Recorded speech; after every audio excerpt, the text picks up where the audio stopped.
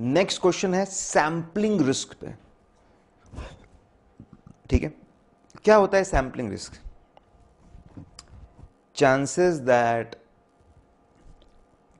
Sampling process से जो हमको कंक्लूजन मिलते, chances that conclusion obtained from the sampling process is not representing population, is not representing a result which we will get by 100% checking of the population.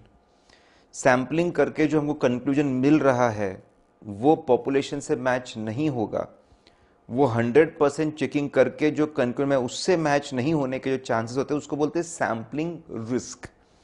ठीक है, इसमें दो तरह की चीजें हो सकती है, इसको two types of error. Type 1, sample से हमने सैंपल सिलेक्ट किया कुछ ट्रांजैक्शन का, सैंपल से हमको लग रहा है सब सही है, सब कुछ सही है, अरे ट्रांजैक्शन सही है, अकाउंटिंग सही है, सब कुछ सही है, सही है, सही है, हमको लग रहा है, we feel that everything is fine, but in reality there are misstatements, लेकिन रियलिटी में चीजें गलत है।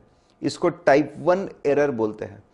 सैंपलिंग रिस्क की वजह से टाइप 1 एरर हो सकता है, that sampling conclusion is everything is fine, सब बराबर है, but actually things are misstated. या फिर टाइप 2 एरर हो सकता है,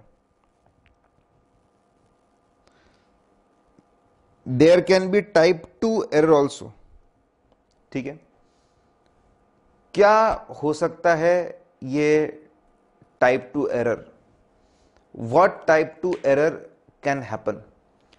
सैंपलिंग से कंक्लूजन मिलता है, सैंपलिंग से हमको कंक्लूजन मिलता है कि थिंग्स आर मिसस्टेटेड। सैंपलिंग से ऐसा कंक्लूजन मिल रहा है कि चीजें गलत है, मिसस्टेटेड, सारे गलत गलत चीजें, जो कुछ गलत गलत चीजें थी वही सब सिलेक्ट हो गई है। सैंपलिंग से ऐसा लग रहा है that things are misstated, population is misstated, but actually population is not materially misstated, population में मटेरियल मिसस्टेटमेंट्स नहीं है। इसको टाइप 2 एरर बोलते हैं।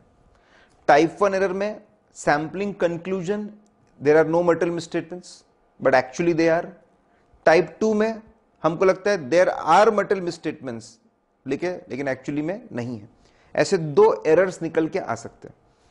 अब खास बात, सैंपलिंग प्रोसेस को हम दोनों जगह यूज कर सकते हैं, टेस्ट ऑफ कंट्रोल में भी यूज कर सकते हैं और टेस्ट ऑफ डिटेल में भी यूज कर सकते हैं। It can be used at both the places. अब आप लोग ये सोच रहे होंगे how it can be used at both the places. जैसे मैं अगर आपको एग्जांपल दूं, बैंक रिकंसिलिएशन बनाना एक प्रोसीजर है जो ये इंश्योर करता है कि बैंकिंग ट्रांजैक्शन सारे के सारे रिकॉर्ड हो चुके, कुछ छूटा नहीं है। It's a procedure, that's a internal control system. Bank reconciliation prepare करना एक इंटरनल कंट्रोल सिस्टम है। सपोज एक कंपनी हफ्ते में महीने में 4 बार, वीकली बेस पे महीने में 4 बार बैंक रिकंसिलिएशन स्टेटमेंट बनाते हैं। So they make 4 bank reconciliation per month और उनके 20 अकाउंट है, तो 20 इंटू 4 80 बैंक रिकंसिलिएशंस बन जाएंगे। 80 बैंक रिकंसिलिएशंस हर महीने के, और साल भर के 80 इंटू 12 960, 960 बैंक रिकंसिलिएशंस बन जाएंगे। 960 बैंक रिकंसिलिएशन। अब ये एक इंटरनल कंट्रोल सिस्टम है बैंक रिकंसिलिएशंस को बनाने का। ठीक है, बैंक रिकंसिलिएशंस को बनाने का इंटरनल कंट्रोल सिस्टम है, लेकिन 960 बैंक रिकंसिलिएशंस बन रहे हैं। 960 बैंक रिकंसिलिएशंस। ठीक है, अब इसमें से 960 बैंक रिकंसिलिएशन में से कौन सा सिलेक्ट करें? मतलब सारे चेक नहीं कर सकते, तो हम सैंपलिंग लगाएंगे। 960 में से हम लोग अराउंड 30 बैंक रिकंसिलिएशन सिलेक्ट करेंगे और उसको चेक करेंगे। मतलब अगर जो इंटरनल कंट्रोल सिस्टम को बार बार लगाया जाता है, बहुत बार लगाया जाता है, तो सबको चेक करना पॉसिबल नहीं होता, तो हम लोग सैंपलिंग प्रोसेस को यूज करके टेस्ट ऑफ कंट्रोल्स करते हैं। तो मैं बताना आपको चाहता था, सैंपलिंग प्रोसेस को टेस्ट ऑफ कंट्रोल में भी यूज किया जाता है। अब यही सैंपलिंग प्रोसेस को टेस्ट ऑफ डिटेल्स में भी यूज करते हैं। लैक्स ऑफ रिसीट्स और पेमेंट्स, बहुत सारे रिसीट्स हुए, अलग अलग बहुत सारे पेमेंट्स हुए, सब कुछ चेक करना पॉसिबल नहीं है बैंक के, तो हम लोग सैंपलिंग करते और कुछ रिसीट्स को चेक करते, और सैम्पलिंग करके कुछ एक्सपेंस को चेक करते हैं, मतलब सैम्पलिंग को टेस्ट ऑफ डिटेल में भी यूज करते हैं। तो it can be used both the places. अब आगे सुनिए, जब टेस्ट ऑफ कंट्रोल में हमको पता चलता है, हम जब चेकिंग करते हैं कि अगर कंट्रोल्स फॉलो नहीं हुए, कंट्रोल्स फेल हो गए, उसको हम टेक्निकली नाम देते हैं डेविएशन। उसको टेक्निकली नाम दिया जाता है डेविएशन, कि कंट्रोल्स फॉलो नहीं हुए, डेविएशन हुआ है। और जब टेस्ट ऑफ डिटेल्स में हम ये देखते हैं, टेस्ट ऑफ डिटेल्स में हम जब देखते हैं कि ट्रांजैक्शन आइटम की अकाउंटिंग बराबर नहीं हुई है, गलती हुई है, उसको बोलते हैं मिस स्टेटमेंट। तो टेस्ट ऑफ कंट्रोल की गलती को डेविएशन बोला जाता है और टेस्ट ऑफ डिटेल की गलती को मिस स्टेटमेंट बोला जाता है। ठीक है, अब आगे मैं आपको बता रहा हूं नेक्स्ट थिंग, कि ये तो हमको पता चल गया। अब ये टाइप 1 टाइप 2 जो था, इसको और क्या बोलते हैं वो मैं आपको बता रहा हूं। ठीक है, टाइप 1 एरर को, मतलब जो हमने बोला sampling conclusion everything is fine, sampling का कंक्लूजन है everything is fine. Type 1 error को टेस्ट ऑफ कंट्रोल में बोलते हैं ओवर रिलायंस। कंट्रोल्स को बहुत अच्छा मान रहा है, बहुत अच्छा मान रहा है, बहुत अच्छा मान रहा है, लेकिन रियलिटी में ऐसा नहीं है। टेस्ट ऑफ डिटेल में इसको बोलते हैं इनकरेक्ट एक्सेप्टेंस। सबको एक्सेप्ट करते रहे, सब सही है, सब सही है, सब सही है, लेकिन ये इनकरेक्ट है। तो टेस्ट ऑफ कंट्रोल में टाइप 1 एरर को टेस्ट ऑफ कंट्रोल में बोलते हैं ओवर रिलायंस हो जाएगा। टाइप 1 एरर के वजह से टेस्ट ऑफ कंट्रोल में ओवर रिलायंस ऑन कंट्रोल हो जाएगा और टेस्ट ऑफ डिटेल में इनकरेक्ट एक्सेप्टेंस हो जाएगा। टाइप 2, ठीक है, टाइप 2 में सैम्पलिंग कंक्लूजन है सब गलत है, सब गलत है, सब गलत है, लेकिन रियलिटी में ऐसा नहीं है। सब गलत गलत मानते जाएंगे तो टेस्ट ऑफ कंट्रोल में अंडर रिलायंस ऑफ कंट्रोल हो जाएगा, और सब गलत गलत मानते जाएंगे तो टेस्ट ऑफ डिटेल में, ठीक है, it will be incorrect rejection. सब रिजेक्ट करेंगे लेकिन it will be incorrect rejection. ठीक है, टाइप 1 एरर सब सही है, सब सही है, अगर ऐसा मानते आएंगे तो गलतियां छूटती जाएंगी। It affects quality of audit, effectiveness of audit. Type 2 error सब गलत गलत मानते जाएंगे तो और मेहनत करेंगे, और मेहनत करेंगे, कुछ नहीं मिलेगा। It affects efficiency of audit. Correct. तो बहुत सिंपल सा कॉन्सेप्ट है, सैम्पलिंग का जो प्रोसेस है आपको गलत कंक्लूजन दे सकता है, उसके चांसेस को सैम्पलिंग रिस्क बोलते हैं। 2 तरह के एरर्स उसमें हो सकते हैं, सब सही सही लग सकता है टाइप 1 एरर, सब गलत गलत लग सकता है टाइप 2 एरर। सही सही लगता है तो गलतियां छूट जाएंगी आपके हाथ से, इफेक्टिवनेस पे असर पड़ेगा। गलत गलत लगता है तो सब गलत गलत लग रहा है आपको, तो it will affect efficiency of audit. ठीक है, अब selection method, random selection method बोला शॉर्ट नोट। वापस रैंडम सिलेक्शन सबको आता है, लेकिन मार्क्स उसको मिलेंगे जो पूरी बातें लिखेगा। रैंडम सिलेक्शन मेथड एक ऐसा मेथड है जिसमें, ठीक है, जिसमें आपके जो यूनिट्स होते हैं, पॉपुलेशन के जो यूनिट्स होते हैं, ठीक है, उनका इक्वल चांसेस ऑफ सिलेक्शन होता है, सबका इक्वल चांस ऑफ सिलेक्शन होता है, उसको हम बोलते हैं रैंडम सिलेक्शन मेथड। इसमें 2 होते हैं, सिंपल रैंडम सैम्पलिंग और दूसरा होता है स्ट्रैटिफाइड रैंडम सैम्पलिंग। जब आपको ऐसा लगे पॉपुलेशन होमोजीनियस है, होमोजीनियस मतलब एक जैसे सारे, लगभग एक जैसी सारी चीजें, ठीक है, मतलब जितने भी सेल्स के जो वाउचर्स है, जितने भी आपके सेल्स के वाउचर्स है, वो सब एक ही रेंज में से 50 से 60-70 हजार के रेंज में, यही रेंज में, उसको बोलते हैं होमोजीनियस। अगर होमोजीनियस पॉपुलेशन है तो पूरे पॉपुलेशन को नंबरिंग कर दीजिए, फिर रैंडम नंबर टेबल के वजह से, random between function of Excel की वजह से, ड्रम्स में चिट्स डालकर उसकी मदद से, ठीक है, जैसे आप हाउजी खेलते हो, लॉटरी खेलते हो, किसकी मदद से, जो भी तरीके से आप चीज़ों को निकालिए, रैंडमली आप सिलेक्ट करिए, ठीक है, और उसको चेक कर लीजिए, तो उसको हम बोलते हैं सिंपल रैंडम सैम्पलिंग। लेकिन अगर आपको ऐसा लगता है पॉपुलेशन हेट्रोजेनस है, मतलब पॉपुलेशन बहुत बदल रही है, बहुत ज़्यादा वेरिएशंस है इसमें, ठीक है, तो आप क्या कर सकते हो, पॉपुलेशन को पहले अलग अलग कैटेगरीज में डिवाइड कर सकते हो, जिसको हम बोलते हैं स्ट्रैटा। आप स्ट्रैटास में डिवाइड कर सकते हो। सपोज आपने डिवाइड कर लिया है, आप उसको डिवाइड कर सकते हो, ठीक है, आप इसको डिवाइड कर सकते हो east west south north, east west south north में आप डिवाइड कर सकते हो।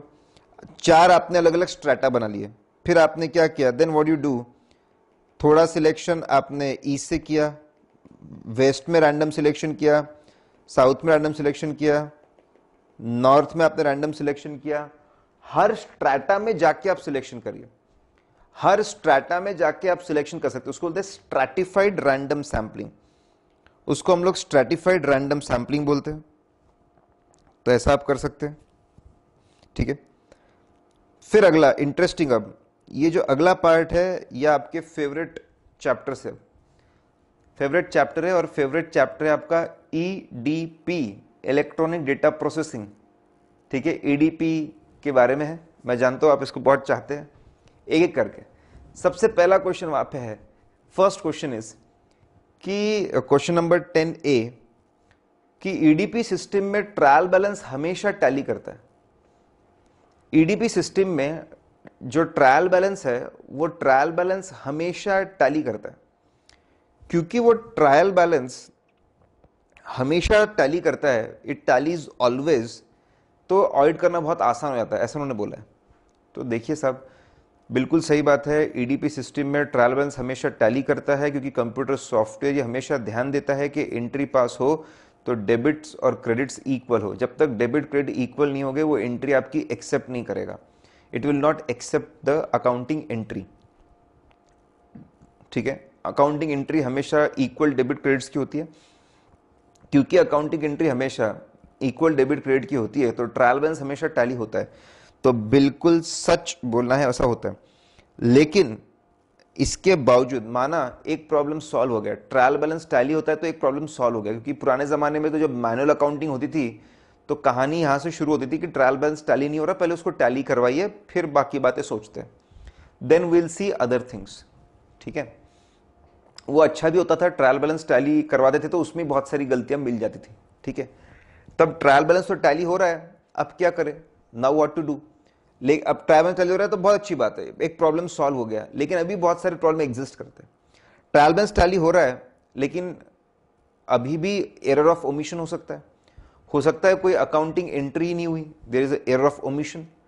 एरर ऑफ ओमिशन के अभी भी ज्यादा चांसेस है, अभी भी प्रॉब्लम हो सकता है, ओमिशन का प्रॉब्लम हो सकता है, error of omission can be there, correct. Then आपका एरर ऑफ ओमिशन के बाद में error of duplication entry, double entries भी पास हो सकती है, वो भी हो सकता है। कमीशन, गलत अकाउंट्स में एंट्री हो सकती है, ऐसा भी हो सकता है। कॉम्पनसेटिंग एरर्स हो सकते हैं प्रिंसिपल्स के, कैपिटल वर्सेस रेवेन्यू हो सकता है, रेवेन्यू वर्सेस कैपिटल, ये एंट्रीज भी हो सकती है, करेक्ट।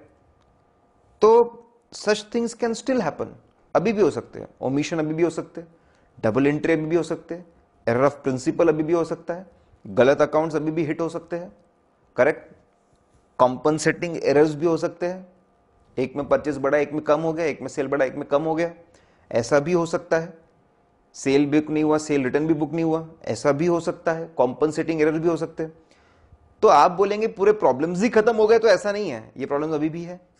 फिर मैनेजमेंट विंडो ड्रेसिंग कर सकता है, ठीक है। Manipulate, management can adjust financial statements and give wrong presentation of the entity, wrong presentation दे सकता है एंटिटी का, डिफरेंट प्रेजेंट दे सकता है एंटिटी का, ऐसा आज भी हो सकता है।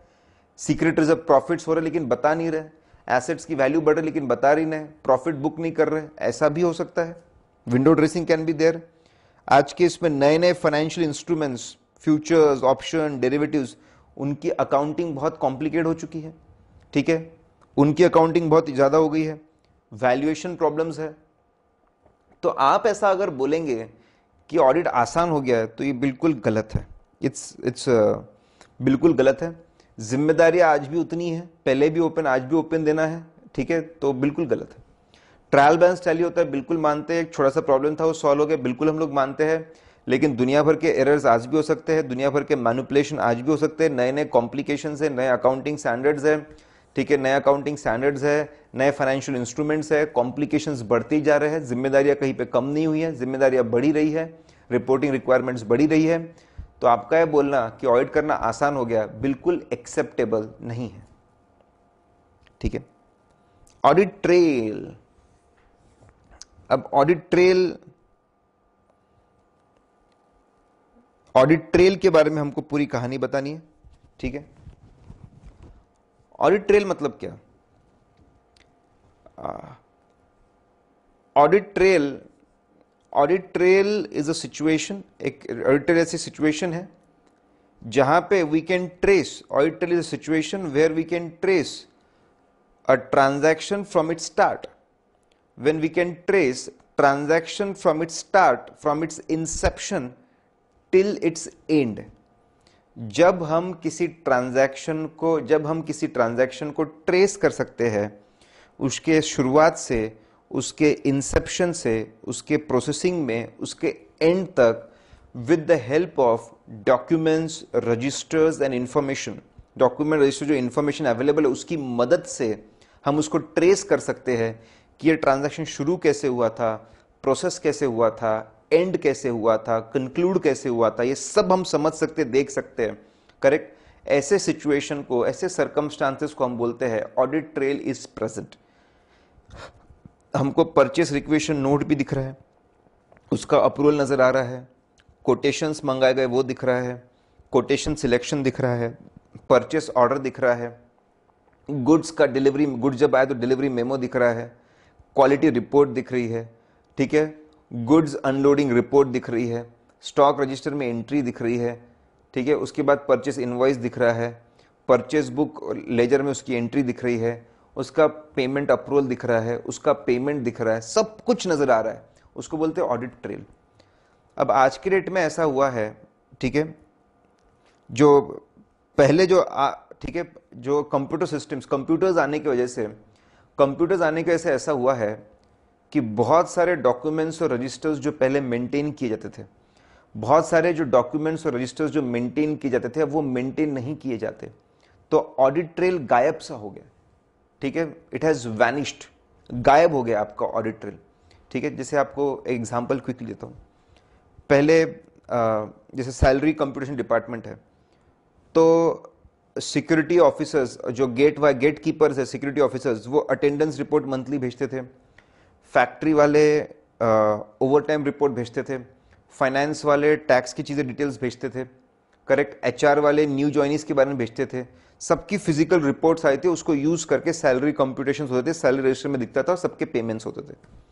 लेकिन कंप्यूटर आने की वजह से सारे रिपोर्ट्स सिस्टम में, अटेंडेंस रिपोर्ट सिस्टम में है, no documents, over time report system में है, ओवर टाइम रिपोर्ट्स भी आपके सिस्टम के अंदर पड़े हुए, करेक्ट, आपके जो फाइनेंस की रिपोर्ट्स है वो भी वहीं पे है, एचआर की रिपोर्ट्स वहीं पे, everything in system, system he compute कर रहा है, डॉक्यूमेंट्स, रजिस्टर्स पूरी गायब हो गई, visibility of flow of information, processing of information, output, ये सब गायब हो चुका है, तो ऑडिट ट्रेल गायब हो गई, ठीक है, ड्रास्टिक, ठीक है, सब कुछ गायब हो गया। क्यों गायब हुआ?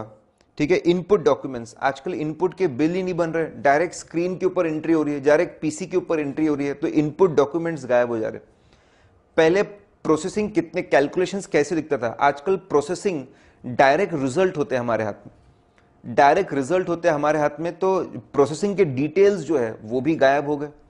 आउटपुट, बहुत सारे आउटपुट को ओवरराइट करते, जैन की सैलरी कंप्यूट हुई तो दिसंबर ओवरराइट हो गया, फेब हुआ तो जनवरी ओवरराइट हो गया, आउटपुट जो है वो भी ओवरराइट हो गए, बहुत सारी इंफॉर्मेशन टेम्पररी होती है उसको डिलीट कर दिया जाता है, करेक्ट। तो और ये खासकर जो पहले के जो अकाउंटिंग सॉफ्टवेयर थे उसमें प्रॉब्लम बहुत ज्यादा, अभी तो ये प्रॉब्लम को सॉल्व करते हैं, लेकिन पहले उसको ध्यान में रखें, हमारी थियोरी बहुत पुरानी है साहब, बहुत पुरानी, बरसों पुरानी हमारी थियोरी है, अभी चल रही है, करेक्ट। ऑडिट ट्रेल का मतलब बताइए, कैसे चीजें गायब हो गई, इनपुट में कैसे चीजें गायब हो गई, प्रोसेसिंग में कैसे गायब हो गई, आउटपुट में कैसे गायब हो गई, वो आप बताइए। फिर आप बताइए उसको उसको उसको उसको उसको कॉम्पनसेट करने के लिए स्पेशल ऑडिट टेक्निक्स, जैसे CAT, computer aided audit techniques, उसका यूज किया जा रहा है। कैट है, कंप्यूटर्स की मदद से ऑडिट किया जा रहा है। अब डॉक्यूमेंट्स कम दिख रहे हैं, कंप्यूटर्स की वजह से डॉक्यूमेंट्स कम दिख रहे हैं, तो कंप्यूटर्स को यूज करके ऑडिट करो, use computers to do out of computers, correct. उसको कॉम्पनसेट करने कैट टेक्निक्स आप यूज करिए, कंप्यूटर सिस्टम के कंट्रोल सिस्टम समझिए, वो कैसे काम करते हैं वो समझिए, तो उसको कॉम्पनसेट करने के तरीके आ रहे हैं, ठीक है। ये जो ईडीपी सिस्टम है, इसके डिजाइनिंग की खास बात क्या है? इलेक्ट्रॉनिक डेटा प्रोसेसिंग होता है, कंप्यूटर्स को यूज करते हैं। व्हाट आर द डिजाइन और प्रोसेस की खास बात क्या है? ईडीपी सिस्टम के डिजाइन, इस ईडीपी सिस्टम की जो प्रोसीजर्स है, काम करने का तरीका है, उसकी खास बातें क्या है? ठीक है, एसएससी से change in DP, change in design, ऐसी शॉर्टकट है। एसएससी मतलब 10th की एग्जाम, आप जानते हो, it's 10th exam are called SSC exam. SSC से चेंज इन डीपी, ये आपका शॉर्टकट है। देखिए मैं समझाऊंगा भी, मैंने बोला आपको हर चीज का मैं शॉर्टकट भी आपको दूंगा। एसएससी से change in DP, S stand for single transaction multiple. ठीक है, आज के डेट में कंप्यूटर्स के जमाने में एक ही पर्टिकुलर ट्रांजैक्शन से मल्टीपल डेटाबेसेस में, मल्टीपल फाइल्स में असर पड़ता है। एक अपना डेटा एंट्री ऑपरेटर होता है। डेटा एंट्री ऑपरेटर सिर्फ एक सेल्स का बिल बनाता है और उसको इनपुट करता है। ठीक है, सेल्स अकाउंट से वो जैसे ही एंट्री करता है, सेल्स अकाउंट का सेल बढ़ जाता है, इन्वेंट्री का स्टॉक कम हो जाता है, क्रेडिट से है तो डेटर बढ़ जाता है, कैश है तो कैश बढ़ जाता है, टैक्स पेबल अपने आप आ जाता है, अपने आप टैक्स पेबल। तो एक ही एंट्री से मल्टीपल फाइल्स, मल्टीपल अकाउंट्स पे असर पड़ जाता है। Single transaction affecting multiple files and multiple accounts, ये बहुत ही जबरदस्त जो ईडीपी सिस्टम का, कंप्यूटर सिस्टम का काम करने का जो तरीका है। ठीक है, एक ट्रांजैक्शन से मल्टीपल इफेक्ट्स हो जाना, that is super. Then next S is for, बहुत सारे ट्रांजैक्शन तो सब सिस्टम जनरेटेड है। Many of the transactions are system generated, बहुत सारे सिस्टम जनरेटेड है। आपके interest, daily interest calculation system generated है, आप थोड़ी कैलकुलेट करेंगे, सिस्टम जनरेटेड ट्रांजैक्शंस है। आपके डेप्रिसिएशन सिस्टम जनरेटेड ट्रांजैक्शंस है। अगर मिनिमम बैलेंस एक लिमिट के नीचे हुआ तो आप ऑटोमेटिक सिस्टम जनरेटेड ट्रांजैक्शन है। तो बहुत सारे ट्रांजैक्शन तो आपके सिस्टम जनरेटेड ट्रांजैक्शन हो गए, सिस्टम जनरेट करता है। सी स्टैंड फॉर कंसिस्टेंसी। जो कंप्यूटर सिस्टम में खास बात है ना, एक बार सॉफ्टवेयर जो बन गया सो बन गया, फिर तो वो किसी की नहीं सुनता। एक बार सॉफ्टवेयर हार्डवेयर जैसा आपने इंस्टॉल कर दिया, वो जैसे एक बार जैसे काम करता है वैसे ही लगातार बार बार लगातार वैसे के वैसे ही काम करता है। ह्यूमन बींग्स ऐसे नहीं होते। ह्यूमन बींग्स एक बार सही काम कर ले, हर बार का जरूरी नहीं है। उन पे मूड पे डिपेंड करता है, उनके एटीट्यूड पे डिपेंड करता है, उनके एनर्जी लेवल पे डिपेंड करता है, बहुत सारी चीजों पे डिपेंड करता है। ठीक है, लेकिन ये जो मशीन्स है वो कंसिस्टेंटली काम करते हैं एज इट इज। लेकिन कभी कभी कंसिस्टेंसी की वजह से गलती भी होती है। सर कैसे? हमने, हमारे 1000 एम्प्लॉयज थे, सबके हमने 10% बोनस देने की बात की, 10% बोनस देने की बात की। ठीक है, लेकिन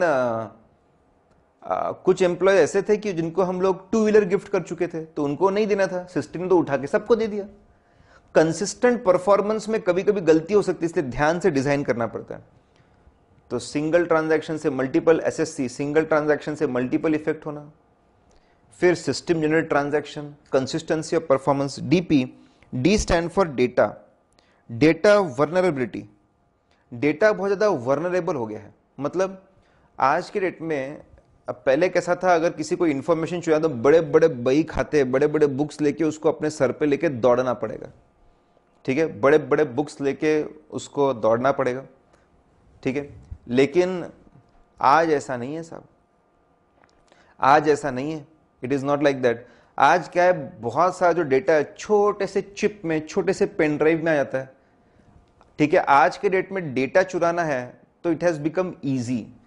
डेटा चुराना बहुत आसान हो गया है। 1000 किलोमीटर दूर दूसरे कंट्री में सरहद पार भी कोई बैठा है, वो इंटरनेट के जरिए आपका डेटा चुरा सकता है।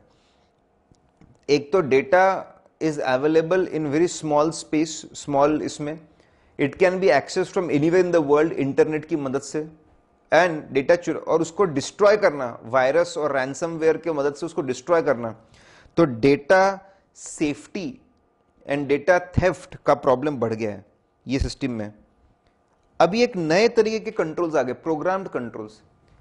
पहले मैनुअल सिस्टम में अच्छे लोग होना, ईमानदार लोग होना, अच्छे ईमानदार लोग होना, अलर्ट लोग होना, ये रिक्वायरमेंट्स थी। अच्छे लोगों का होना, ईमानदार लोगों का होना, ठीक है, इनका सही तरीके से काम करना, ये इंपॉर्टेंस था। अब नए तरह कंट्रोल्स आ गए। अब कंट्रोल्स पूरे सिस्टम के ऊपर चले गए, नए नए कंट्रोल्स। जैसे एक्सेप्शन बेस्ड रिपोर्टिंग बहुत चल रहा है। एक्सेप्शन बेस्ड रिपोर्टिंग मतलब क्या? आपने आपने अपना जो डेटा है, अपना जो अकाउंटिंग डेटा है, उसमें आपने क्वेरीज लिख के रखी है। ऐसी क्वेरीज है जो अनयूजुअल एक्टिविटीज को आइडेंटिफाई कर लेंगे, ठीक है। कैश निगेटिव हो गया, उसको आइडेंटिफाई कर लेंगे। इन्वेंट्री निगेटिव होगी, अनयूजुअल है, उसको आइडेंटिफाई कर लेंगे। डेप्रिसिएशन चार्ज ही नहीं हुआ, जीरो डेप्रिसिएशन को आइडेंटिफाई कर लेंगे। इन्वेस्टमेंट विद जीरो इनकम को आइडेंटिफाई कर लेंगे। एक्सेप्शन रिपोर्टिंग ऐसा है, जितने भी अनयूजुअल एक्टिविटीज है उसको सोच करके उसके ऊपर क्वेरीज लिखी है, जैसे ऐसा कुछ होगा इमीडिएटली आपको एक्सेप्शन रिपोर्ट आ जाएगी। एक्सेप्शन रिपोर्टिंग का कॉन्सेप्ट है सारे अनयूजुअल एक्टिविटीज को पकड़ लेना और उसको चेक करना, वहां से आपको गलतियां मिल जाएगी। तो नया कॉन्सेप्ट आ गया एक्सेप्शन रिपोर्टिंग, कंप्यूटर्स की वजह से। कंप्यूटर रीजनेबल चेक्स, कंप्यूटर खुद ही चेक कर लेता है इंफॉर्मेशन, डेटा रीजनेबल है कि नहीं। सैलरी पिछले बार के सैलरी से 50% ज्यादा है, अनरीजनेबल लग रहा है यार। इलेक्ट्रिसिटी बिल बहुत ज्यादा लग रहा है, अनरीजनेबल है यार, ठीक है। जहां पे अनरीजनेबल है बोलता है सीनियर के आईडी से एंट्री होगी, सीनियर का अप्रूवल रिक्वायर्ड, सीनियर का अप्रूवल रिक्वायर्ड। बहुत बढ़िया।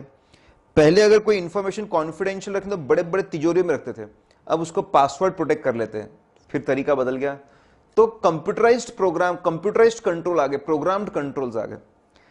तो डिजाइन में क्या फर्क पड़ा, एसएससी का डीपी, वहां से डिजाइन ही बदल गई, ठीक है।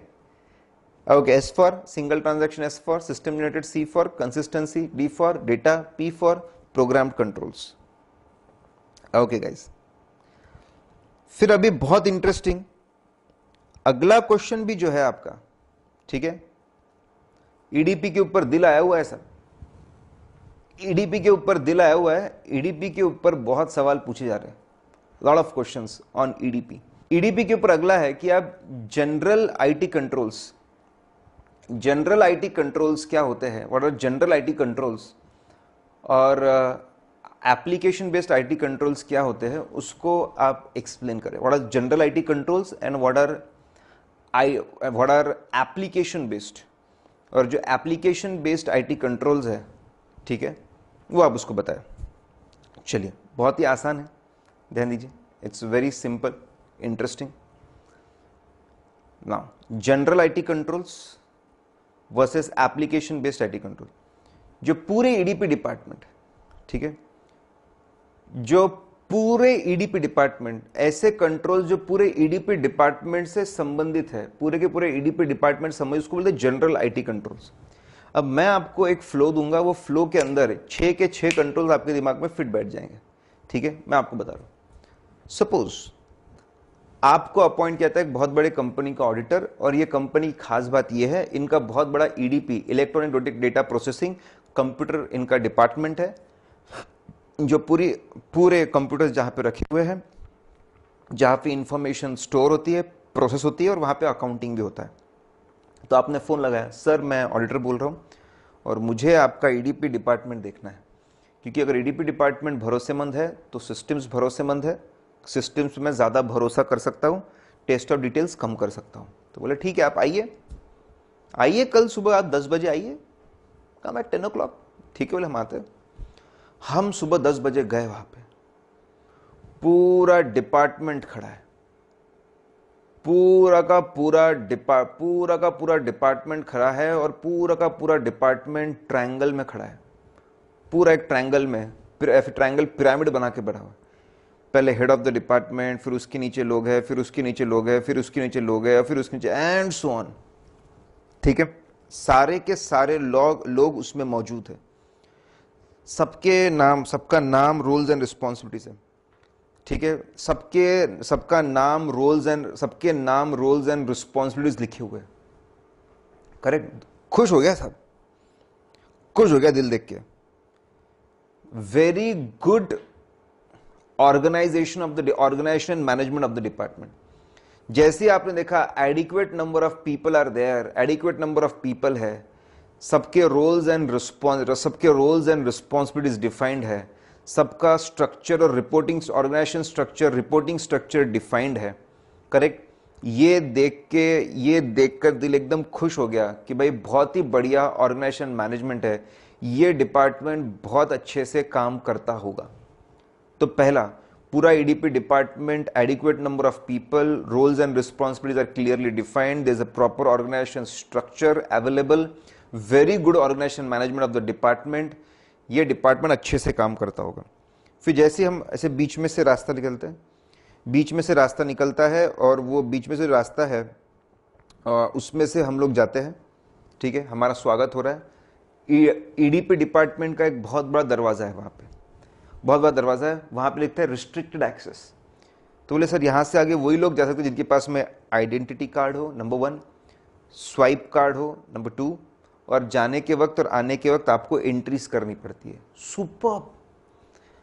आपने आईडी कार्ड, आइडेंटिटी कार्ड का रिक्वायरमेंट, स्वाइप कार्ड का रिक्वायरमेंट और लॉग आपने मेंटेन किया है, अनऑथराइज लोग को आपने दूर रखा है। ईडीपी डिपार्टमेंट से अनऑथराइज लोग को दूर रखोगे, ऐसे ही गलतियां होने के चांसेस कम हो जाएंगे। बोले बहुत ही बढ़िया, जबरदस्त। तो हम आईडी कार्ड हमारा रहता है फोटो के साथ में, स्वाइप कार्ड होता है सब, और फिर जाके हम लोग बोले कंप्यूटर नंबर 29 है आपका, कंप्यूटर नंबर 29 है, वही कंप्यूटर पे आप जाके बैठ सकते हैं। बहुत बढ़िया, इसको बोलते हैं कंप्यूटर ऑपरेशन, ठीक है, कंप्यूटर ऑपरेशन कंट्रोल्स। कौन डिपार्टमेंट में एंटर हो सकता है, कौन कंप्यूटर को एक्सेस कर सकता है, कौन से कंप्यूटर को एक्सेस कर सकता है, उसके भी कंट्रोल्स है। अब कंप्यूटर बैठते हैं तो जैसे ही कंप्यूटर बैठते हैं उसको शुरू करते हैं, ठीक है। कंप्यूटर का सबसे पहले शुरुआत में मैसेज आता है, operating system version number 5.3, please check your ID card, is version number proper. कि भाई यहां पे वर्जन नंबर 5.3 चल रहा है, आप देखिए आपके आईडी पे कौन सा वर्जन नंबर लिखा हुआ है। सुपर। ऑपरेटिंग सिस्टम खुद वर्जन नंबर चेक करता है और फिर खुद चेक करता है शुरू होने से पहले ऑपरेटिंग सिस्टम का वर्जन नंबर सही है ना। Operating system version number check करता है, फिर बोलता है, इंफॉर्मेशन आते हैं, all prologs are maintained, all your activities will be recorded. आप जो कर रहे हैं वो भी रिकॉर्ड कर रहे हैं। सुपर्ब। ऑपरेटिंग सिस्टम खुद चेक करता है, पूरा लॉग मेंटेन करता है, बूट के लिए पासवर्ड यूज करता है, बूट होने के पहले विंडोज का अलग से सॉफ्टवेयर पासवर्ड यूज करता है। सुपर्ब, ठीक है। The way operating system works, it checks the proper version number, it keeps the complete log, it then haves the password protection also at 2 levels. Superb operating system है। System software controls, ठीक है। फिर हम जैसे ही desktop open होता है, desktop open होता है, देखो पूरा सीक्वेंस में कहानी बराबर। पहले जाके मिले तो पिरामिड मिला, वेरी गुड ऑर्गेनाइजेशन मैनेजमेंट, फिर रिस्ट्रिक्टेड एक्सेस मिला, कंप्यूटर ऑपरेशन कंट्रोल्स, पीसी पे जाके बैठे तो ऑपरेटिंग सिस्टम ने बहुत सारे इंस्ट्रक्शन दिए, ऑपरेटिंग सॉफ्टवेयर कंट्रोल्स। अब डेस्कटॉप दिख रहा है, वहां पे 20 आइकन थे, हमने क्लिक किया, एक्सेस डिनाइड, एक्सेस डिनाइड। हमने बोला क्या है? बोले साहब हम हर आदमी को हर चीज का एक्सेस नहीं होता। परचेस वाले को सिर्फ परचेस और क्रेडिटर का एक्सेस है, सेल वाले को सिर्फ सेल और डेटर का एक्सेस है। आप ऑडिटर ना बोले, आपको सिर्फ रीड ओनली का एक्सेस है। देखो ऑडिटर्स मॉडल क्लिक करिए, सुपर। कौन स्पेसिफिक लोगों को स्पेसिफिक चीजों का एक्सेस है, जिसको जिसकी जरूरत है उसका एक्सेस है, बराबर। बहुत बढ़िया, ठीक है। और जो जो बोले एंट्री पास करता है उसके आईडी दिखता है किसने एंट्री पास की। Super. Data entry, data entry and program controls, ठीक है। फिर हमारे बाजू में एक बंदा बैठा था, एनीवेज उसके ऊपर वहां पे ऐसे एक मार्क्यू चल रहा था कि आने वाले सैटरडे तक सब लोग अपनी एंट्री जितनी पेंडिंग एंट्रीज है पूरी पास कर ले, 12 बजे तक पूरी एंट्रीज पास कर ले, ठीक है। 12 बजे के बाद में सिस्टम अपग्रेडेशन होने वाला है, पूरा हाफ डे। संडे को सुबह 10 बजे आना है, 2 घंटे के लिए पूरा ट्रेनिंग प्रोग्राम होगा नए सिस्टम का। 12 बजे आपको सिस्टम एक्सेस मिलेगा, आपको चेक करना है कि पुराना डेटा बराबर आया ना, 10 एंट्रीज पास करके देखनी है और सबको डिक्लेरेशन देना है कि सिस्टम अपग्रेडेशन सक्सेसफुली हुआ कि नहीं हुआ। उसके बाद मंडे से नए सिस्टम पे काम चलेगा। वाह, सिस्टम डेवलपमेंट मेंटेनेंस का क्या सिस्टमैटिक तरीका है।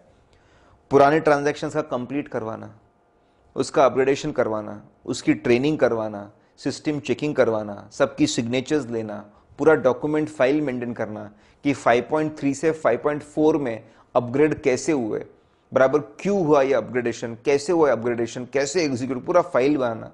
सुपर्ब। ऐसे इसमें कुछ भी गलत नहीं हो सकता सिस्टम डेवलपमेंट और मेंटेनेंस में। बहुत बढ़िया। जब वापस जा रहे थे तो आखिरी में हमने देखा, लिखा था backup happens at 12 o'clock at night. बहुत बढ़िया। बोले कहाँ होता है बैकअप?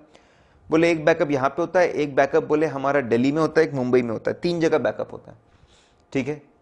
तो बोले एक आधा बैकअप में प्रॉब्लम भी हो गया तो कोई बात नहीं, और 2 जगह है, कभी भी डेटा सीए और सीएफओ के पासवर्ड्स यूज करके उसको रिकवर कर सकते हैं। सुपर कंटिन्यूटी कंट्रोल्स है, बैकअप एंड रिकवरी कंट्रोल्स, बहुत बढ़िया, बहुत ही बढ़िया बोले, बहुत दिल खुश हो गया।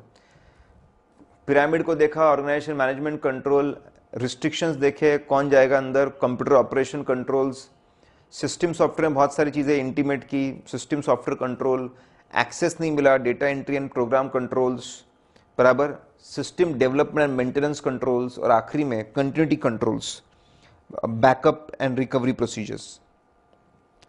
ऐसे कंट्रोल्स जो आपके सॉफ्टवेयर से संबंधित हो, ऐसे कंट्रोल जो आपके एप्लीकेशन सॉफ्टवेयर से संबंधित, उसको बोलते हैं जैसे input controls, process controls, output controls.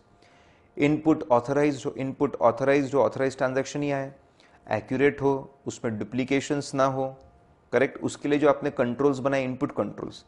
Processing, processing में डुप्लीकेशंस ना हो, कोई ट्रांजैक्शन छूट ना जाए प्रोसेसिंग के अंदर, इंटरप्शन भी हुआ है प्रोसेसिंग में तो डेटा को कोई प्रॉब्लम ना जाए, रिकवरी हो बराबर, प्रोसेसिंग करना। आउटपुट एक्यूरेट हो, कुछ ही लोगों के लिए हो, रिस्ट्रिक्टेड हो, दैट इज आउटपुट कंट्रोल्स। तो आपका जो सॉफ्टवेयर है सिस्टम के अंदर, जो बहुत सारे सॉफ्टवेयर है, हर सॉफ्टवेयर के जो कंट्रोल्स होते हैं, ऐप के जो कंट्रोल्स है, सॉफ्टवेयर के जो कंट्रोल्स है, उसको बोलते हैं हम लोग इनपुट प्रोसेस आउटपुट कंट्रोल्स। ठीक है, ये बहुत ही फेमस था क्वेश्चन, ठीक है, कि inherent limitations of internal control system. हमारे प्यारे इंटरनल कंट्रोल सिस्टम्स में क्या प्रॉब्लम है? Inherent limitations on internal control systems, क्या प्रॉब्लम है हमारे प्यारे सॉफ्टवेयर्स में, हमारे इंटरनल कंट्रोल सिस्टम में? तो वहां पे एक निमोनिक है, एच कैल्शियम की कमी है, लिमिटेशन से प्रॉब्लम है, H calcium, H stand for human error. हमने बंदे को रखा है इंटरनल कंट्रोल सिस्टम में कि भाई तू पैकिंग अच्छे से करना, तू काउंट करना कितने यूनिट्स पैक हो रहे हैं, कस्टमर के ऑर्डर आते कितने यूनिट्स पैक हो रहे हैं। ह्यूमन एरर हो सकता है, उसके हाथ से गलती हो सकती है। हमने ह्यूमन बीइंग को रखा है यूनिट्स को काउंट करने के लिए पैकिंग के वक्त, लेकिन उसके हाथ से गलती हो सकती है। Human error is a problem with the internal control system, it's a limitation. Calcium, C, cost. आपको अगर इंटरनल कंट्रोल्स लगाना है, you additional additional manpower, it comes cost per month salary. आपको सीसीटीवी लगाने हैं, इट कम्स विथ कॉस्ट। आपको infrared devices लगाने, it comes with cost. Internal control system के लिए आपको ह्यूमन बींग्स लगते हैं, आपको सिस्टम्स लगते हैं, इट कम्स विथ कॉस्ट। ठीक है, कॉस्ट। कभी कभी सिस्टम ₹1,00,000 के और जो फ्रॉड होने वाला था वो ₹10,000 का था। Cost is a big problem. We cannot have very good internal control systems all the time because cost is much more and benefit is less. A stand for abuse of authority. जिस बंदे को in charge बनाया, abuse of authority, जिस बंदे को in charge बनाया था stores का पूरा ध्यान रखने का, हो सकता है अपनी अथॉरिटी को अब्यूज करे, कुछ चीजें चुरा ले और बोले नॉर्मल लॉस हो गया। चुरा लिया खुद और बोल दिया नॉर्मल लॉस हो गया, चुरा लिया और बोल दिया स्पॉइल्ड हो गया। L stand for limitations of audit. ठीक है भैया, ऑडिट जो प्रोसेस है, ऑडिट प्रोसेस में अपनी लिमिटेशंस है।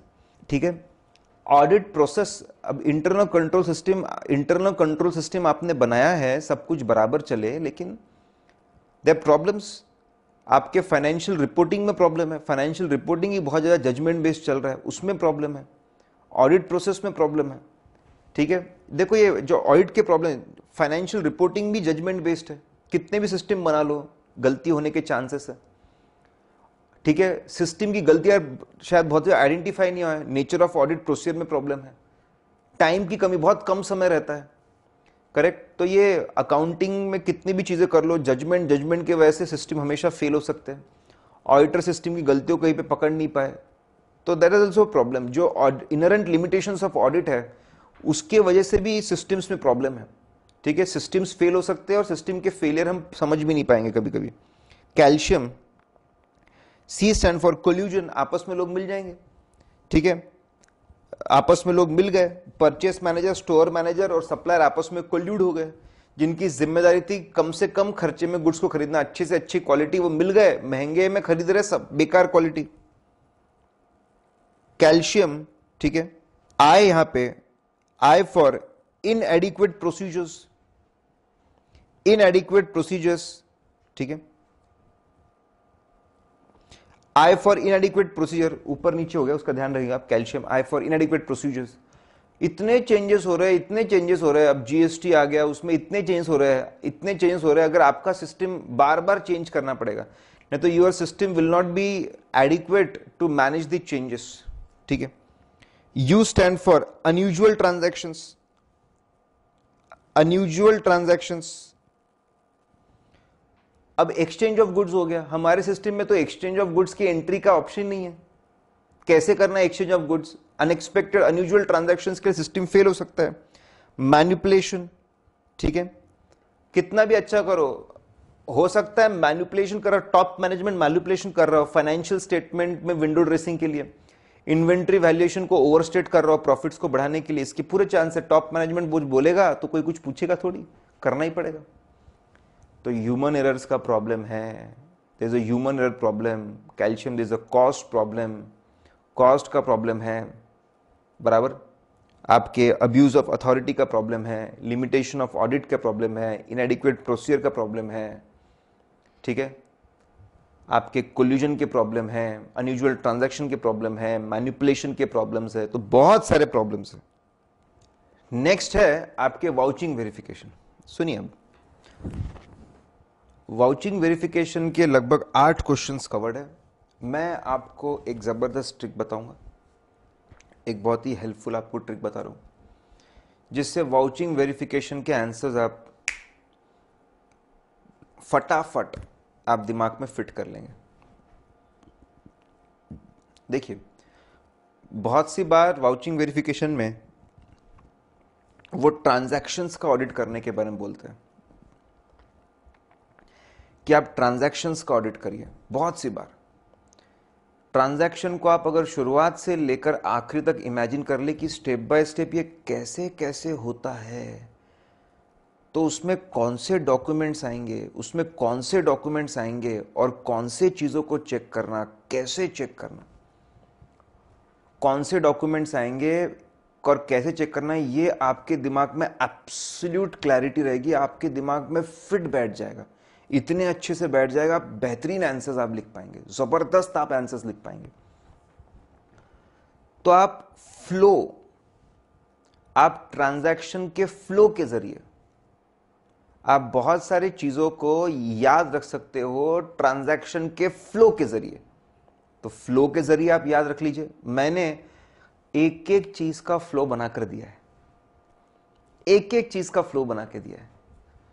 दूसरा, कभी कभी कुछ आइटम जैसे बैंक बैलेंस चेक करिए, ऐसा होता है, एसेट लायबिलिटी के आइटम्स आप चेक करिए, बैलेंसेस चेक करिए, आप असर्शंस को रिकॉल करिए। आप अगर असर्शंस को रिकॉल करेंगे तो क्या क्या पॉइंट्स चेक करना है आपके दिमाग में एब्सोल्यूट क्लैरिटी, वही मैं बताऊंगा अभी। ये तो मैं बरसों से कर रहा हूं और मैं आपको बता दूं न्यू कोर्स का जो मॉड्यूल है उसमें एग्जैक्टली ये किया है। मतलब आई डोंट नो अगर वो खुद ही प्रेरित थे, उनकी भी आइडिया थी या फिर प्रेरित हुए, पता नहीं, लेकिन हम तो बरसों से एसेट्स के वेरिफिकेशन को असर्शंस के थ्रू करवा रहे हैं। और न्यू मॉड्यूल में भी जब मैंने देखा तो मैं भी बहुत खुश हुआ, बोला अरे वाह, इंस्टीट्यूट भी ऐसे ही करवा रहा है, तो बहुत अच्छी बात है। इट कैन बी कोइंसिडेंट और क्या it can be mutual inspiration, I don't know, ठीक है। ध्यान देंगे, receipt of capital subsidy, receipt of capital subsidy की हम लोग बात करते हैं, ठीक है। बहुत आसान है, आप जाएंगे तो कैपिटल सब्सिडी मिली है तो सब आप जाएंगे वहां पे, तो सबसे पहले कंपनी को स्कीम पता चली होगी। Capital subsidy, correct, capital subsidy मतलब गवर्नमेंट से पैसा मिला है, लॉन्ग टर्म पर्पस के लिए पैसा मिला है, उसको कैपिटल सब्सिडी हम लोग बोलते हैं। किसी भी कंपनी को सबसे पहले स्कीम की जानकारी मिली होगी तो हम स्कीम डॉक्यूमेंट्स किस चीज़ की है, अगर आपने सोलार इक्विपमेंट्स लगाए उसकी कैपिटल सब्सिडी है, आपने नॉर्थ ईस्टर्न जगह पे फैक्ट्री लगाई उसकी कैपिटल सब्सिडी है। स्कीम को जानना बहुत ज़रूरी है। किसी भी कंपनी को सबसे पहले स्कीम मिली होगी तो स्कीम के डॉक्यूमेंट्स पूछने चाहिए, स्कीम की पूरी अंडरस्टैंडिंग और नॉलेज लेनी चाहिए, किस पर्पस के लिए स्कीम थी, कैसी ये स्कीम है, करेक्ट। फिर वो स्कीम पढ़ने बाद लोगों ने अप्लाई किया होगा, फिर आपने सब्सिडी का जो एप्लीकेशन फॉर्म, आपने एप्लीकेशन की कॉपी होगी, एप्लीकेशन और उसके जो डॉक्यूमेंट साथ में भेजे होंगे वो आपने देखने चाहिए, चेक करने चाहिए। फिर अथॉरिटीज बहुत सारी बातें पूछती, जो करस्पॉन्डेंस था दोनों के बीच में वो चेक करना चाहिए। जो अप्रूवल आया, वेरी इंपॉर्टेंट, अप्रूवल्स, जो कैपिटल सब्सिडी का अप्रूवल है वो देखना चाहिए कि अप्रूवल कितने अमाउंट का आया, कितना अमाउंट था अप्रूवल का, और क्या कंडीशंस अटैच थी, क्या कंडीशन अटैच थी। जब जो भी अमाउंट आया, ठीक है, अमाउंट आया, क्या उसकी अकाउंटिंग बराबर AS12 के हिसाब से हो रही है। AS12 के अंदर कैपिटल सब्सिडी की अकाउंटिंग बात बोली है। अगर बिजनेस के लिए पूरा, तो उसको हम लोग bank account debit to capital reserve account ऐसा करते हैं। अगर पूरे बिजनेस के लिए है, तो पर्टिकुलर एसेट के लिए है तो उसको वहां पे एडजस्ट भी कर सकते हैं एसेट से, या डेफर्ड गवर्नमेंट ग्रांट भी ट्रीट कर सकते हैं, करेक्ट। तो AS12 के हिसाब से अकाउंटिंग एंट्रीज, कंप्लायंस है क्या पॉलिसीज का, और ईयर एंड बैलेंसेस बराबर बैलेंस शीट में बताने, ये भी चेक कर सकते। देखो बहुत आसान, बहुत सिंपल था। किसी भी कंपनी को पहले स्कीम के बारे में पता चला होगा तो स्कीम के डॉक्यूमेंट, स्कीम की अंडरस्टैंडिंग लीजिए, फिर उन्हें एप्लीकेशन देखा होगा तो एप्लीकेशन चेक करिए, किस स्कीम में क्या पर्पस के लिए कितने अमाउंट का एप्लीकेशन किया था, करस्पॉन्डेंस में क्या क्या बातें हो रही थी अमाउंट्स को लेकर, कंडीशंस को लेकर, अप्रूवल आया, कब आया अप्रूवल, कितने अमाउंट का अप्रूवल आया, क्योंकि उसके हिसाब से कब एंट्री पास करना, कितने अमाउंट की एंट्री पास करना उस पर डिपेंड करता है। कंडीशंस क्या थे वो देखना, अकाउंटिंग एंट्री उसके हिसाब से, फिर AS12 के हिसाब से एंट्रीज पास हुई क्या, कंडीशंस फुलफिल हुई क्या, और ईयर एंड में उसका प्रेजेंटेशन, ठीक है। एसेट्स को कैसे एडजस्ट करके बताना, लाइबिलिटी साइड में कैसे ग्रांट को बताना, ये हमको चेक करना चाहिए। हो गया, सब्सिडी की शुरुआत से लेकर आखिरी प्रोसेस तक हमने सोचा। इफ यू इमेजिन ट्रांजैक्शन शुरुआत से लेकर आखिरी तक, प्रॉब्लम सॉल्व। बस ये 2-3 लाइनें, ये 2-3 लाइनें आपने देखना है, ये 2-3 लाइनें आपने देखी, आपका प्रॉब्लम सॉल्व हो गया। फिर wages paid to seasonal labourers, बहुत सारी इंडस्ट्री में अचानक डिमांड बढ़ जाती है लेबर की, तो उसको सीजनल लेबर, एग्रीकल्चर में अचानक डिमांड बढ़ जाती है, लेबर ज़्यादा लगता है कुछ सीजन में, तो सीजनल लेबर लगता है, वो सीजनल लेबर वहाँ पे लगता है। कैटरिंग में, शादियों के सीजन में सीजनल लेबर लगता है। होटल इंडस्ट्री में पर्टिकुलर लोकेशंस में जहाँ पे जब सीजन टाइम है तो वहाँ पे वापस ज़्यादा आपको लोग लगते हैं, सीजनल आपको, ठीक है, सीजनल आपको लेबर लगेगा, ठीक है। सबसे पहले तो लेबर को अपॉइंट करना, उससे काम करवाना, उसको पैसे देना, ये बहुत ही रेगुलर एक्टिविटी है। इससे पहले है कि इंटरनल कंट्रोल सिस्टम्स, कैसे लेबर रिक्वायरमेंट को आप असेस करते, असेस करने के बाद जब कमी होती है तो कैसे आप अनाउंसमेंट्स करते, कैसे आप रिक्रूटमेंट्स करते, कैसे आप ट्रेनिंग करते, कैसे उनकी सैलरी तय करते, कौन अप्रूव करता है, वो ऑथर, आपने सिस्टम समझना चाहिए, ठीक है। आपने सिस्टम समझ ली, उनकी पॉलिसी समझ ली कि कितने लेबर हम, इंटरनल कंट्रोल सिस्टम उसकी पॉलिसी समझ ली, कितने लेबर हम लोग पेरोल पे रखेंगे परमानेंट वाले और कितने सीजनल रखेंगे, वो पॉलिसी हमने समझी। अब आप एक एक करके, किसी भी कंपनी ने पहले इंटरनल कंट्रोल सिस्टम्स और पॉलिसीज बनाई होगी, पहले इंटरनल कंट्रोल सिस्टम्स और पॉलिसीज बनाई होंगी, वो आपने समझी क्योंकि रेगुलर एक्टिविटी है।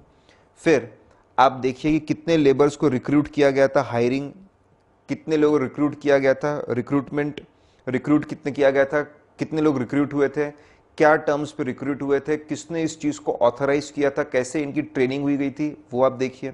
सीजनल लेबर आप चेकिंग कर रहे तो कि इस साल कितने कितने रिक्रूटमेंट्स हुए, उनके अटेंडेंस रिकॉर्ड्स, आप पेमेंट्स जो है अटेंडेंस रिकॉर्ड से, आप अटेंडेंस रिकॉर्ड रखते हैं वहाँ से आप चेक करिए।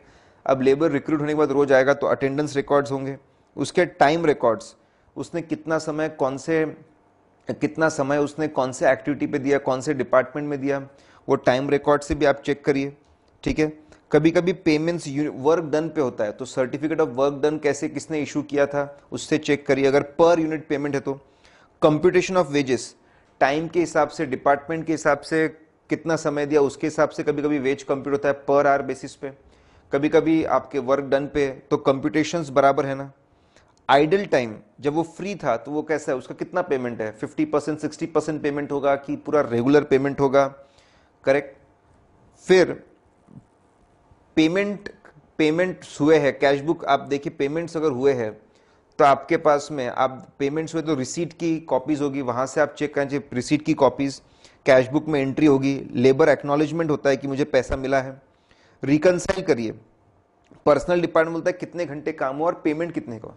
पर्सनल डिपार्टमेंट बोलता है 100 घंटे काम हुआ और अगर पेमेंट 105 घंटे का है तो ऐसे ज्यादा पेमेंट की, उसको रिकंसाइल करिए, इट शुड बी रिकंसाइल। हाँ भाई, किसी का एक्सीडेंट हुआ था तो उसको 5 घंटे का ज्यादा का पेमेंट हुआ, ऐसा कुछ हुआ है तो आप देखिए रिकंसाइल करना जरूरी है। देखो पूरा फ्लो है। किसी भी कंपनी ने पहले इंटरनल कंट्रोल सिस्टम्स और पॉलिसीज को बनाया, उसको जाके समझिए, उनकी प्रोसेसिंग ऑथराइजेशन प्रोसेस समझिए।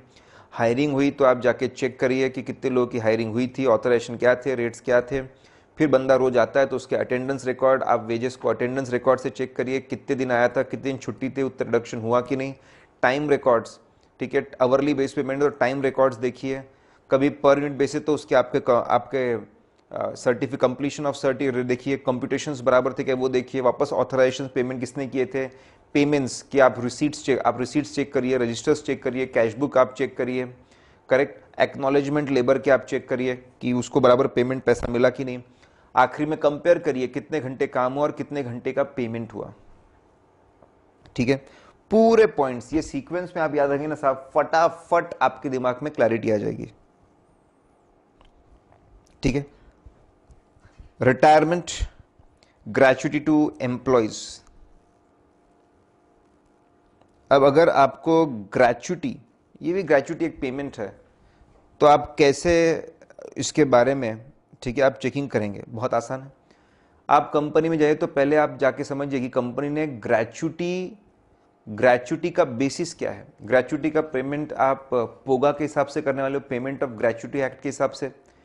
ग्रेच्युटी एक्ट के हिसाब से आप पेमेंट करने वाले हो, वो समझो, is it as per gratuity act, या फिर आपका एम्प्लॉय के साथ में कोई अग्रीमेंट है, वो अग्रीमेंट के हिसाब से करने वाले हो, आपकी कोई पॉलिसी है, वो पॉलिसी के हिसाब से आप करने वाले हो। ठीक है, हमसे समझ आते हैं इट इज एक्ट बेस्ड या फिर इंडिविजुअल एम्प्लॉय अग्रीमेंट बेस्ड और common policy for class of employees. Gratuity किस बेसिस पे, ठीक है, मतलब वेदर ग्रेच्युटी में, मतलब ऐसा बोलते हैं 1 month salary for each year completed. तो अगर किसी ने 10 साल अगर उसने काम किया है तो उसको रिटायरमेंट पे 10 महीने की सैलरी एक साथ मिल जाएगी। किसी ने 50 साल काम किया तो 50 साल की सैलरी एक साथ मिल जाएगी, 50 महीने की सैलरी एक साथ मिल जाएगी। तो आप बेसिस समझिए, बेस समझने के बाद में आप जब ग्रेच्युटी कैलकुलेट होता उसका कंप्यूटेशंस बराबर था, किसने ऑथराइज किया उसको, बराबर उसके पेमेंट्स, आप बैंक स्टेटमेंट से पेमेंट्स एक्नॉलेजमेंट की पैसे मिले वो देखिए, बराबर उसका बेसिस समझा, बेस के बाद उसके कैलकुलेशन समझे, ऑथराइजेशन समझे, उसके पेमेंट समझे। AS 15 के हिसाब से अकाउंटिंग होती है, अकाउंटिंग एंट्रीज AS 15 बोलता है कि आपको प्रोविजन बनाना है, तो बराबर प्रोविजंस बने क्या, whether provisions were there, actuaries की मदद ली जाती है इसमें, एक्चुअरियल हेल्प भी ली जाती है AS 15 में। और आखिरी में प्रीमियम, कभी कभी ग्रेच्युटी पे करने के लिए कंपनी इंश्योरेंस पॉलिसी लेके रखती है, ग्रेच्युटी का पेमेंट करने के लिए इंश्योरेंस पॉलिसी की, भाई जब भी ग्रेच्युटी का पेमेंट आएगा इंश्योरेंस कंपनी से लेके दे देंगे, तो उसके एनुअल प्रीमियम्स कितने पे किए गए, कैसे पे किए गए, वो पॉलिसीज एडिक्वेट पेमेंट कर पाएंगे उसकी हेल्प की, उसकी मदद से, वो भी कितना पेमेंट कर पाएंगे उसकी मदद से, वो भी हमने देखना चाहिए। ठीक है, तो बहुत सिंपल सा है, वापस उसका फ्लो दिया हुआ है आपको। अब देखिए जैसे बैंक ना, बैंक इज नॉट ट्रांजैक्शन। देखो वाउचिंग वेरिफिकेशन में जो ट्रांजैक्शन बेस्ड चीजें हैं, जो ट्रांजैक्शन बेस्ड चीजें, उसका फ्लो आप जान लीजिए, वो आपने फ्लो जान लिया ना, सुपर्ब, आपको फटाफट दिमाग में फिट बैठ जाएगा। और जो चीजें ऐसे जैसे बैंक है तो आप असर्शंस रिकॉल करिए, आप असर्शंस रिकॉल करिए, सारी की सारी बातें दिमाग में क्लियर हो जाएंगी, सारे पॉइंट्स आपके दिमाग में फिट हो जाएंगे। जैसे अगर आपको याद है एसेट्स और liability, bank is asset, assets और लायबिलिटी के असर्शन थे existence, completeness, valuation, rights and obligations. अब हमने क्या किया, हमने सभी चीजों को इस कैटेगरीज में बांट दिया, कुछ पॉइंट्स को एग्जिस्टेंस में डाल दिया, कुछ पॉइंट्स को हम लोगों ने एग्जिस्टेंस में डाल दिया, एग्जिस्टेंस रिलेटेड, कुछ पॉइंट्स को हम लोगों ने कंप्लीटनेस में डाल दिया, कुछ को वैल्यूएशन में डाल दिया, कुछ को हम लोगों ने, ठीक है, राइट्स एंड ऑब्लिगेशन में डाल दिया। अब जैसे एग्जिस्टेंस, अगर आपको एग्जिस्टेंस, बैंक का एग्जिस्टेंस पता करना है, कंफर्मेशन मंगवाइए। अगर आपको बैंक का करना है तो आप कंफर्मेशन मंगवाइए, कंफर्मेशन से मैच करिए, बैंक स्टेटमेंट्स मंगवाइए, उससे एंट्रीज आप मैच करिए। अगर आपको कंफर्म करना है बैंक बैलेंस तो आप कंफर्मेशन से मैच करवाइए, आप आपके बैंक स्टेटमेंट से मैच कराइए, एंट्रीज भी मैच कर सकते हैं। एफडीज है तो आपने एफडी बनाई होगी तो ठीक है, आपको एफडी रिसीट मिली होगी, एफडी सर्टिफिकेट मिला होगा, उसका कंफर्मेशन लीजिए। एफडी सर्टिफिकेट से चेक करिए, एफडी रिसीट से चेक करिए, उसका जो कंफर्मेशन मिलेगा उससे भी चेक करिए। तो बैंक बैलेंस और एफडी दोनों के कंफर्मेशंस के रिसीट्स के बराबर। बैंक बैलेंस है तो bank statement and bank confirmation की बात करिए, एफडी है तो रिसीट सर्टिफिकेट्स और आपके कंफर्मेशन की बात करिए। कंप्लीटनेस, ठीक है।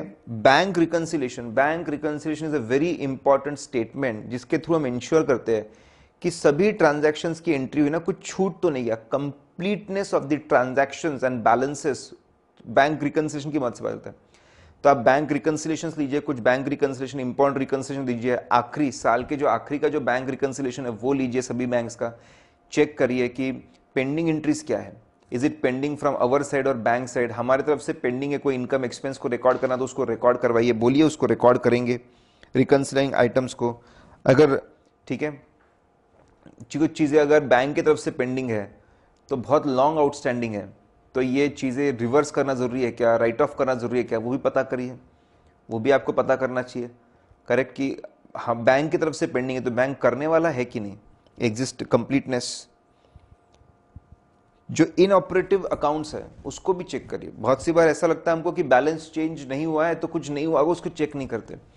ठीक है, आप देखिए इनऑपरेटिव अकाउंट्स में भी जो एंट्रीज है उसकी अकाउंटिंग हुई है ना, इनऑपरेटिव अकाउंट्स को भी ध्यान दीजिए, वहां पे एंट्रीज है क्या पता लगाइए और उसकी अकाउंटिंग एंट्रीज पास हुई ना वो भी देखिए। ऐसा तो नहीं पैसा निकाला गया, इलीगल यूज किया गया और वापस डिपॉजिट कर लिया गया। तो कंप्लीटनेस के लिए इनऑपरेटिव अकाउंट्स पे भी आप ध्यान दीजिए। देखो ये हेडिंग्स आपको बहुत मदद करेगी पॉइंट्स को रिटेन करने में। वैल्यूएशन, अगला पॉइंट वैल्यूएशन। वैल्यूएशन में हम ध्यान रख सकते हैं जैसे अगर फॉरेन करेंसी बैंक अकाउंट है तो कन्वर्ट बराबर हो रहा है क्या, या फिर और एक बात स्टेल चेक्स, कुछ पुराने चेक्स हो जाते हैं, हमने एंट्री तो पास कर दी bank account debit to party account credit, ठीक है, लेकिन वो चेक पुराना स्टेल चेक है, अभी तक डिपॉजिट नहीं हुआ, पुराना हो चुका है, किसी रीज़न की वजह से पार्टी ने बोला था कि रोक के रखिए, या फिर हम उससे कोई दूसरा नया चेक चाहते थे, what ever it is problem था, तो वो एंट्री रिवर्स कर देनी चाहिए। ठीक है, राइट्स, कभी कभी बैंक बैलेंस के ऊपर चार्ज, आपके एफडीज के ऊपर चार्ज हो सकता है, बैंक बैलेंस पे चार्ज हो सकता है, तो नोट्स टू अकाउंट्स में बताना चाहिए कि इतने एफडीज है लेकिन इनको हम इनके ऊपर चार्ज है, ये पर्टिकुलर लोन का स्पेसिफिक चार्ज है इनके ऊपर, वो बताना चाहिए। मार्जिन मनी होते हैं तो वो भी बताना चाहिए। कभी कभी ब्लॉक्ड होते हैं आपके फॉरेन करेंसी अकाउंट्स है, अलग अलग देशों में आपके फॉरेन करेंसी अकाउंट्स है और वो कंट्री में कोई प्रॉब्लम चल रहा है, वॉर चल रहा है, रिस्ट्रिक्शंस है, सैंक्शंस लग गए, उस वजह से हो सकता है आपका पैसा ब्लॉक हो जाए वहां पे।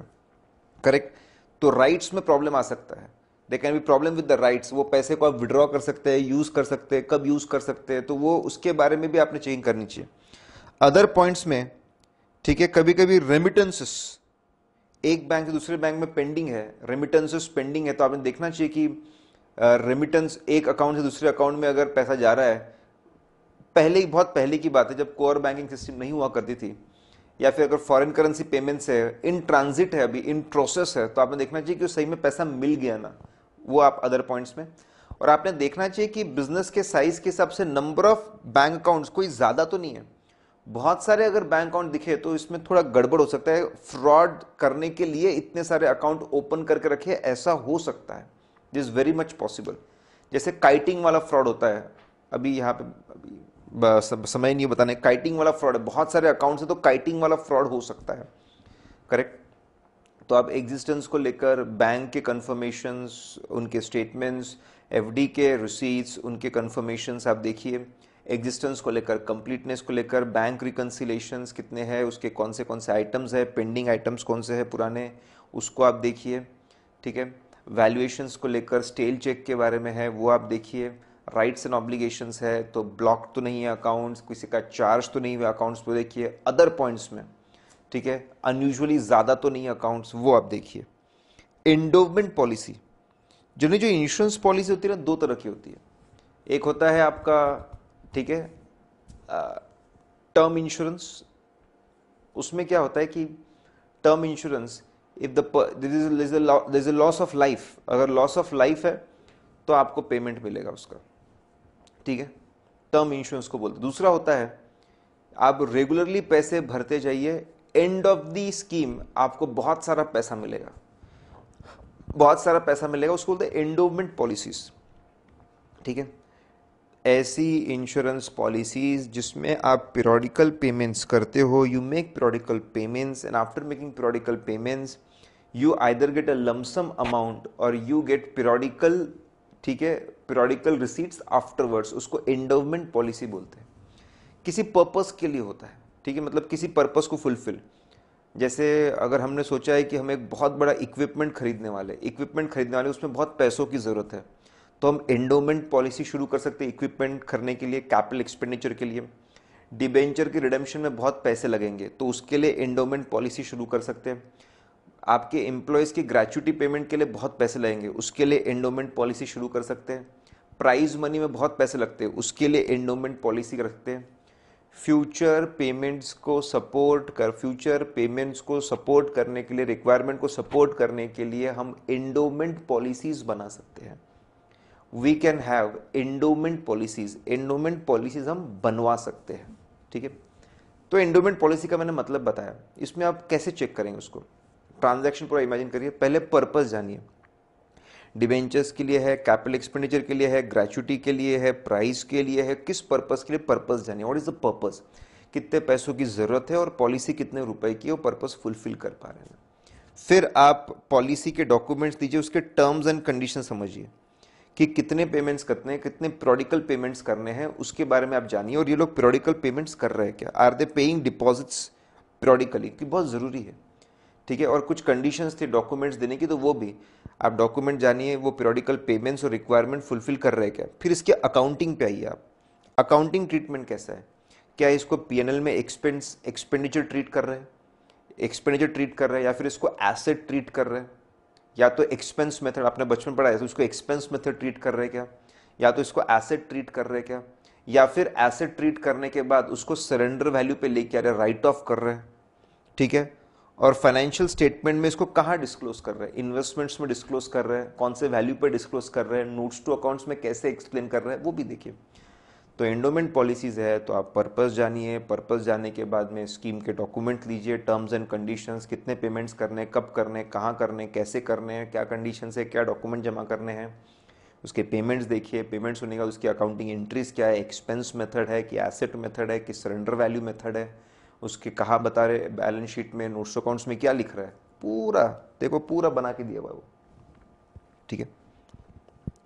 फिर discounted bill receivable dishonoured, bill dishonour हुआ है, ये भी एक ट्रांजैक्शन है।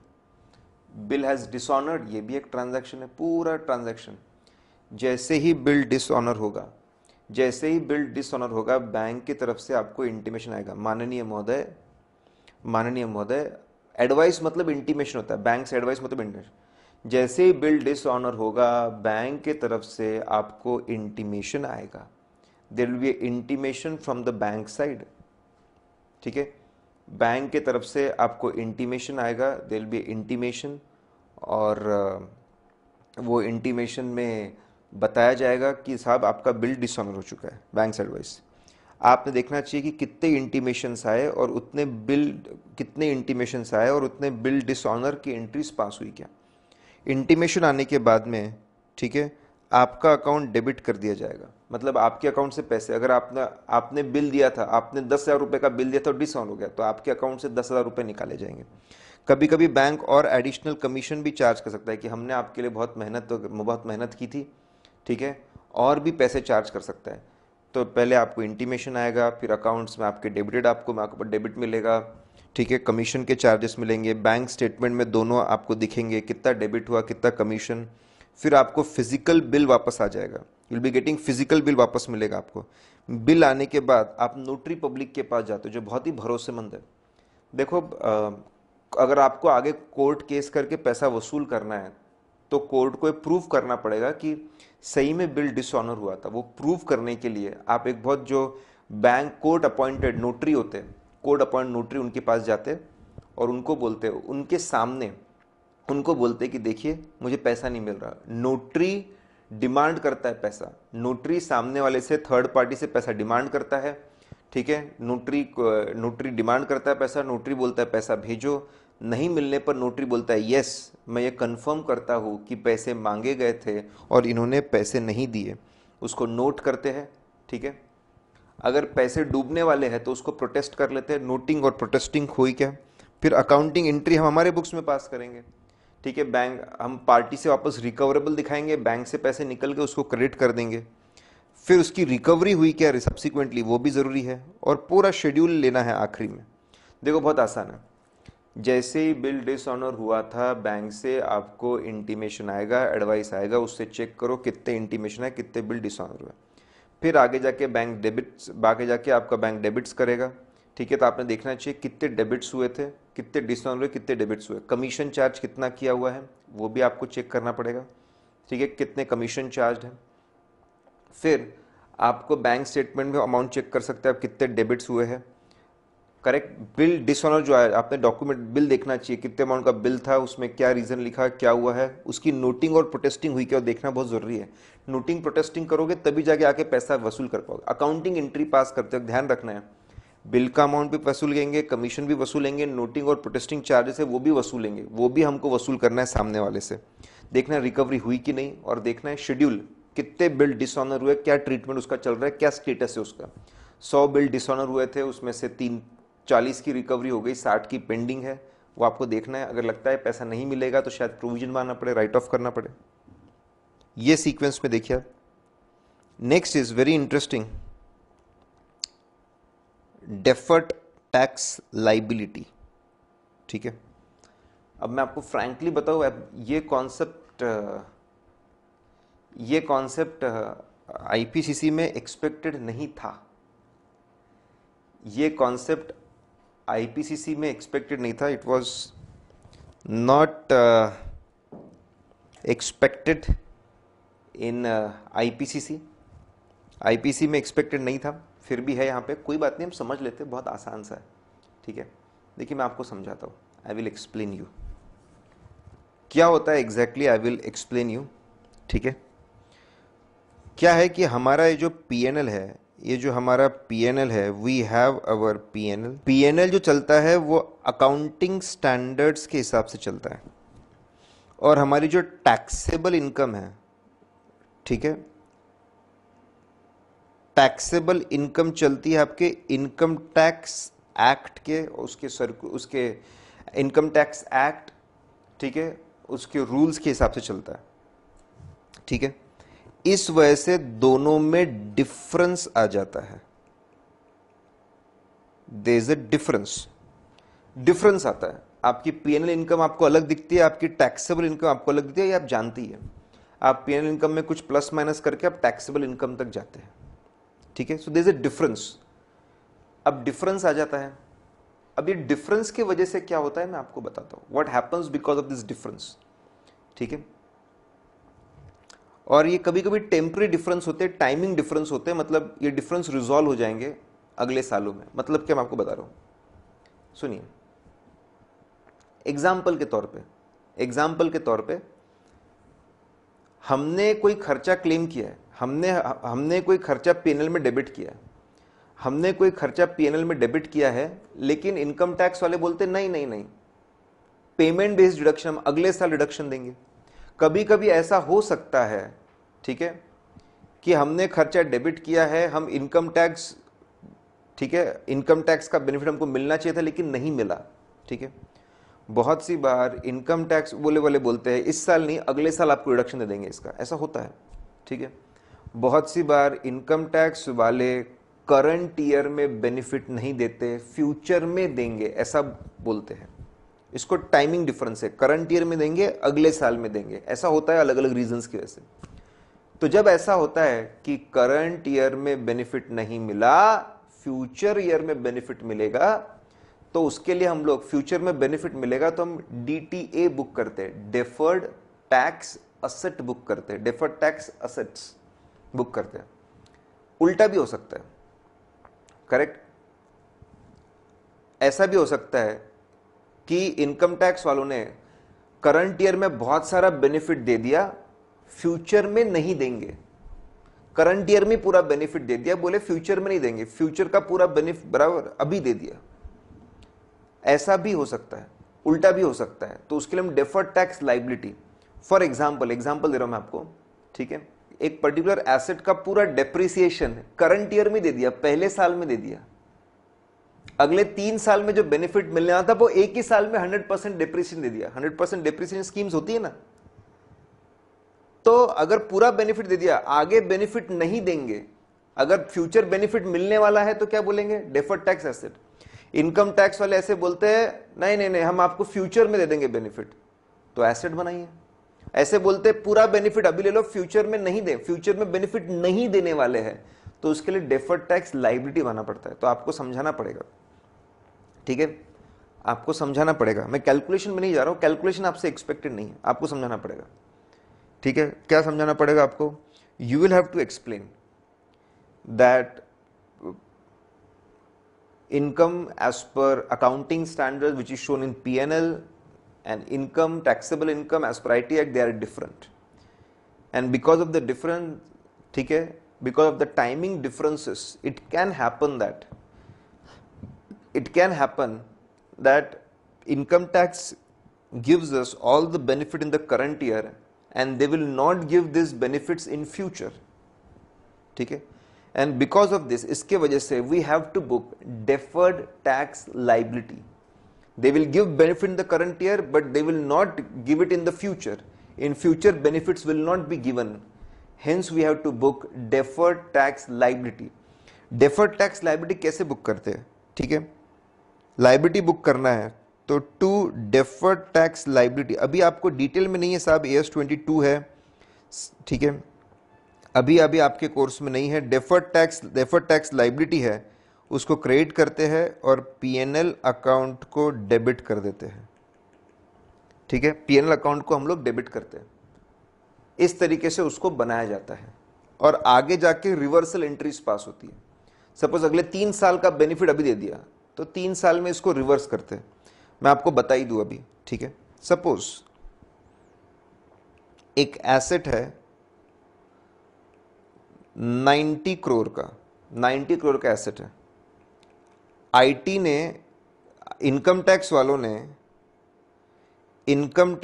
ने first year, second year, third year, ठीक है, फर्स्ट ईयर में पूरा 90 CR का बेनिफिट दे दिया डेप्रिसिएशन, और P&L में हम ऐसा चार्ज करने वाले थे, first year, second year, third year में हम 30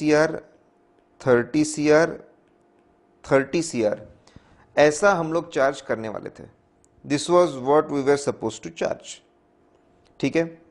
अभी इन्होंने देखो क्या किया, 30 CR के जगह 90 CR दे दिया।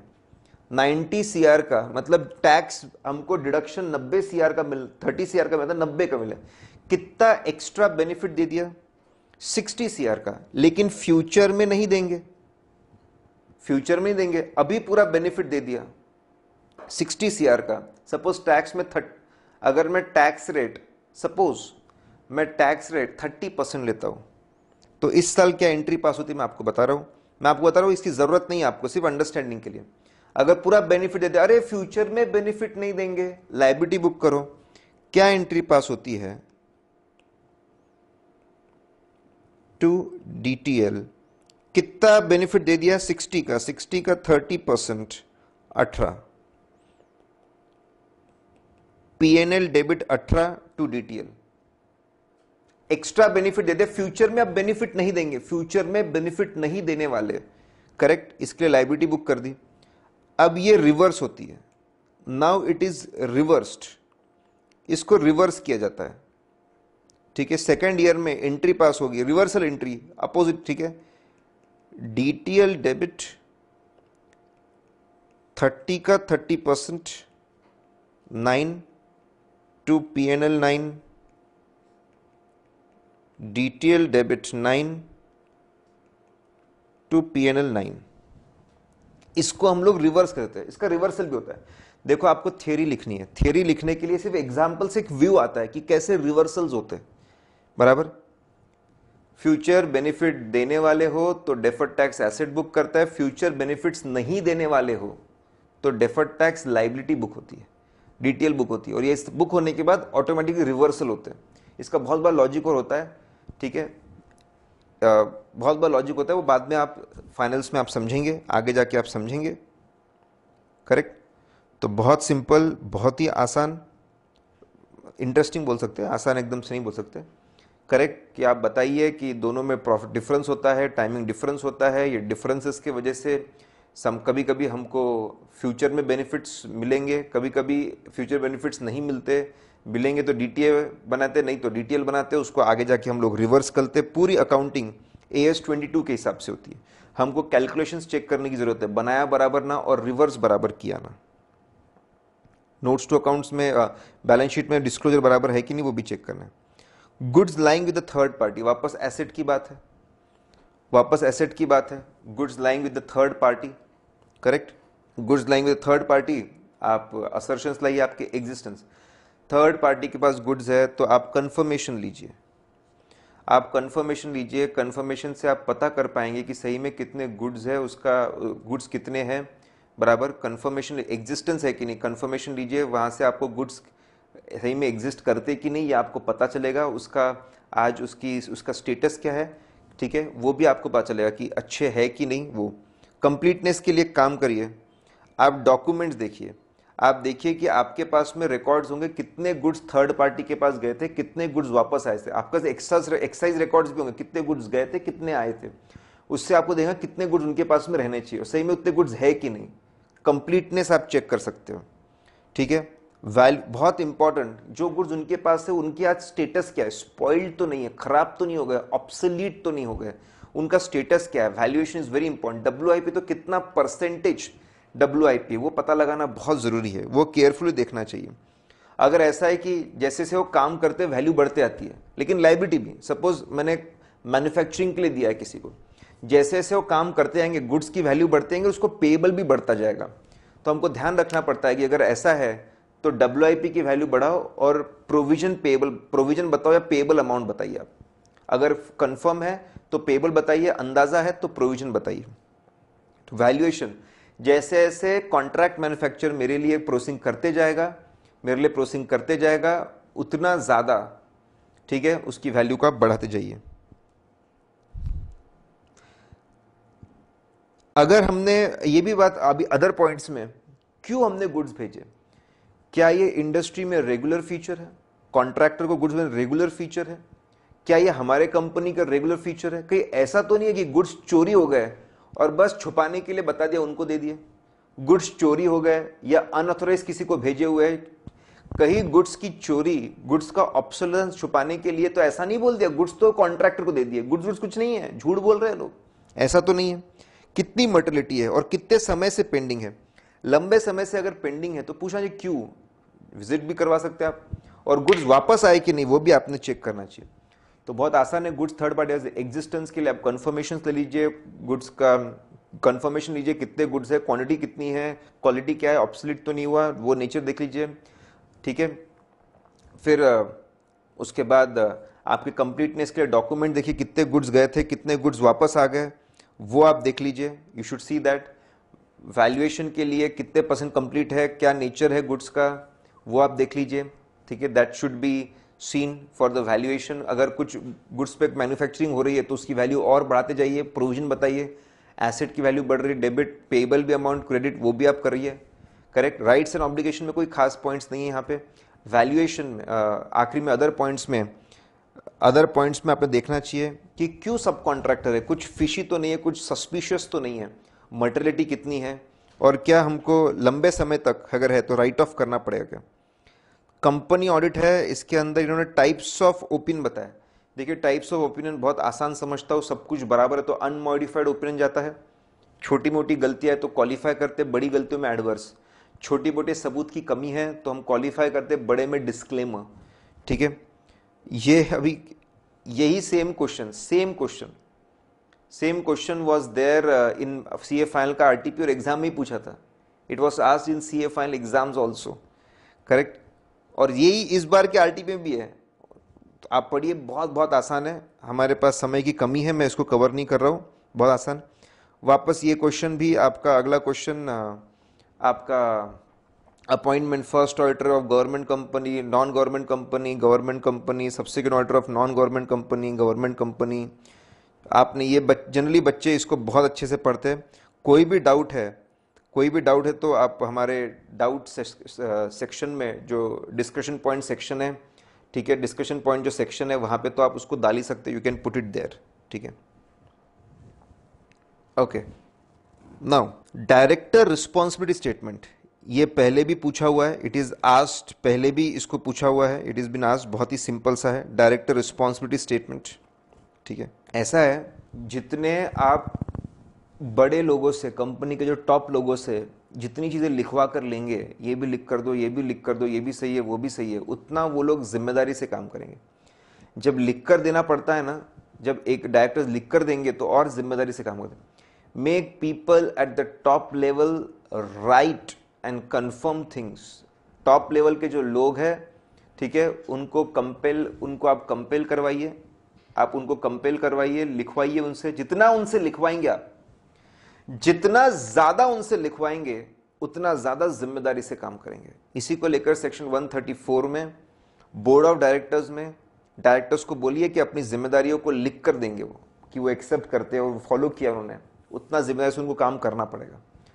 बोर्ड सेक्शन 134 के हिसाब से बीओडी रिपोर्ट में डायरेक्टर्स को एक स्टेटमेंट देना पड़ता है, डायरेक्टर रिस्पॉन्सिबिलिटी स्टेटमेंट, उसमें बहुत सारी बातें बोलनी पड़ती है, ठीक है। सबसे पहले सिस्टम्स आते हैं, सबसे पहला पॉइंट उसी के ऊपर, सिस्टम पे डायरेक्टर्स को लिख कर देना पड़ता है कि कंपनी के अंदर बहुत अच्छे इंटरनल कंट्रोल सिस्टम्स है, ये पता लगाने के लिए कि कंपनी को कौन से एक्ट्स लगते हैं, कौन से एक्ट से रिक्वायरमेंट है, उसके हिसाब से प्रॉपर रजिस्टर्स, उसके हिसाब से परमिशंस लिए जाते हैं, लाइसेंसेस लिए जाते हैं, रजिस्टर्स मेंटेन करते हैं, पीरियोडिकल फाइलिंग्स की जाती है, पेमेंट्स किए जाते हैं। तो कंपनी में एक बहुत अच्छा इंटरनल कंट्रोल सिस्टम्स और प्रोसीजर्स है लॉ के कंप्लायंस को लेकर, ये उनको कंफर्म करना पड़ता है, लिख कर देना पड़ता है, डायरेक्टर रिस्पॉन्सिबिलिटी स्टेटमेंट। दूसरा, कंपनी में बेहतरीन इंटरनल फाइनेंशियल कंट्रोल्स भी है, कंपनी में बहुत अच्छा सिस्टम है, ठीक है, पैसे और एसेट्स के जो रिसीट्स होते हैं वो बराबर हो रहे हैं, उसमें कोई गड़बड़ नहीं है, पेमेंट्स बराबर हो रहे हैं, उसको रखा बराबर है, सेफगार्ड की एसेट्स को, उनका जो पैसे आ रहे हैं बराबर आ रहे हैं, उनको स्टोर बराबर कर रहे हैं, रख रहे हैं बराबर, सेफगार्डिंग कर रहे हैं, उसका पेमेंट बराबर है, एक्सेस पेमेंट्स नहीं हो रहे, एसेट्स उससे रिलेटेड जो रिकॉर्ड्स है वो भी बराबर। तो कंपनी में एक बेहतरीन सिस्टम है internal financial controls, internal financial controls बहुत अच्छे हैं, ये भी कंफर्म करना पड़ता है। ये सिर्फ लिस्टेड कंपनीज में, बाकी कंपनीज में नहीं, सिर्फ लिस्टेड कंपनी में लिख कर देना पड़ता है। अब तो किसी भी कंपनी पहले सिस्टम, तो भाई लीगल कंप्लायंस का सुपर सिस्टम है, फाइनेंशियल कंट्रोल्स है, फाइनेंशियल एक्टिविटीज को फाइनेंशियल कंट्रोल्स, फाइनेंशियल एक्टिविटीज को लेकर, एसेट्स को लेकर, कोई फ्रॉड एरर नहीं होना चाहिए उसको लेकर बहुत अच्छा है। सिस्टम को फॉलो करके बहुत अच्छे अकाउंटिंग रिकॉर्ड्स फॉलो किए गए, बहुत अच्छे अकाउंटिंग रिकॉर्ड्स फॉलो किए, अकाउंटिंग रिकॉर्ड्स प्रॉपर है, प्रॉपर रिकॉर्ड्स, हर चीज़ की डिटेल्स मेंटेन्ड है, एसेट्स की डिटेल्स मेंटेन्ड है, इतनी इन्फॉर्मेशन है, daily purchase report, daily sales report, daily stock reports है कि फ्रॉड एरर भी पकड़े जा सके, सुपर रिकॉर्ड्स है। अकाउंटिंग करने के लिए अकाउंटिंग स्टैंडर्ड्स को भी फॉलो किया गया है, अकाउंटिंग स्टैंडर्ड्स को फॉलो किया है, कोई अकाउंटिंग स्टैंडर्ड फॉलो नहीं हुआ तो उसके डिटेल्स भी दिए हुए हैं। अकाउंटिंग स्टैंडर्ड्स कंसिस्टेंटली, पॉलिसीज को कंसिस्टेंटली फॉलो किया गया है, एस्टिमेट्स और जजमेंट को भी सोच समझ के बनाया गया है, करेक्ट। और सबसे इंपॉर्टेंट, गोइंग कंसर्न अजम्पशन भी सोच समझ के, ठीक है। और 7th पॉइंट में आप लिख सकते हो आखिरी, ये सब करने का हम बड़े कॉन्फिडेंस से बोल रहे हैं कि financial statements give true and fair view. 7 point आपको फिर से बता रहा हूं। सबसे पहले सिस्टम्स बनते हैं तो बोलेंगे हम सिस्टम की पूरी जिम्मेदारी, लीगल कंप्लायंसेस के लिए बहुत अच्छा सिस्टम है, सारे लीगल कंप्लायंसेस करने के लिए हम उसकी जिम्मेदारी उठा रहे हैं, ठीक है, बहुत अच्छा बनाया हुआ है। कंपनी के अंदर जो फाइनेंशियल रिसीट्स है, एसेट्स है, पेमेंट्स है, उससे रिलेटेड बहुत अच्छा सिस्टम है, उसकी अकाउंटिंग के लिए सिस्टम है, उसके रिसीट पेमेंट स्टोरेज को एसेट सेफगार्ड करने की सिस्टम है, उसकी अकाउंटिंग के लिए सिस्टम है, फ्रॉड रोकने के लिए सिस्टम है। ये सब सिस्टम फॉलो करके अच्छे अकाउंटिंग रिकॉर्ड्स मेंटेन किए गए हैं, अकाउंटिंग रिकॉर्ड्स आर देयर, और इतने अच्छे रिकॉर्ड्स है कोई भी फ्रॉडर पकड़ में आ जाएगा, कहीं पे भी कोई मिसमैच हुआ तो पकड़ में आ जाएगा, ठीक है। उसके बाद ये जो अकाउंटिंग रिकॉर्ड्स है ये अकाउंटिंग स्टैंडर्ड्स फॉलो करके बनाए गए हैं, देखो लिंक्ड है, पहले लीगल सिस्टम, उसके बाद फाइनेंशियल कंट्रोल, फाइनेंशियल कंट्रोल को यूज करके अकाउंटिंग रिकॉर्ड्स, अकाउंटिंग रिकॉर्ड्स के लिए हमने अकाउंटिंग स्टैंडर्ड्स यूज किए, उसको कंसिस्टेंटली फॉलो किया, जजमेंट्स वगैरह सही बनाए, गोइंग कंसर्न अजम्पशन भी सोच समझ के यूज किया हुआ है, और आखिरी में ये सब करने के बाद financial statement give true and fair view. ऐसे आप चीजों को याद रख सकते हैं। डिस्काउंट बहुत ही आसान सा सेक्शन 53 है जो प्रोहिबिट करता है, सेक्शन 53 प्रोहिबिट करता है सेक्शन 53 कि आप डिस्काउंट पे शेयर्स को इशू नहीं कर सकते, प्रोहिबिशन है, ठीक है। सिर्फ एक्सेप्शन है sweat equity shares, sweat equity shares के लिए एक्सेप्शन है। स्वेट इक्विटी शेयर्स जो आपके एम्प्लॉयज जो बहुत मेहनत कर रहे हैं, कुछ अच्छा कर रहे हैं कंपनी के लिए, उसको आप शेयर सस्ते में सकते हो, बाकी किसी को आप नहीं दे सकते, ठीक है। कंपनी के ऊपर नहीं किया तो 1 लाख से 5 लाख का जुर्माना है, कंपनी के ऑफिस एंड डिफॉल्ट पे 1 लाख से 5 लाख का जुर्माना है, 6 महीने तक की सजा है, या फिर बोथ, दोनों भी हो सकता है, correct, both the things can happen, so they need to be careful, okay, ठीक है।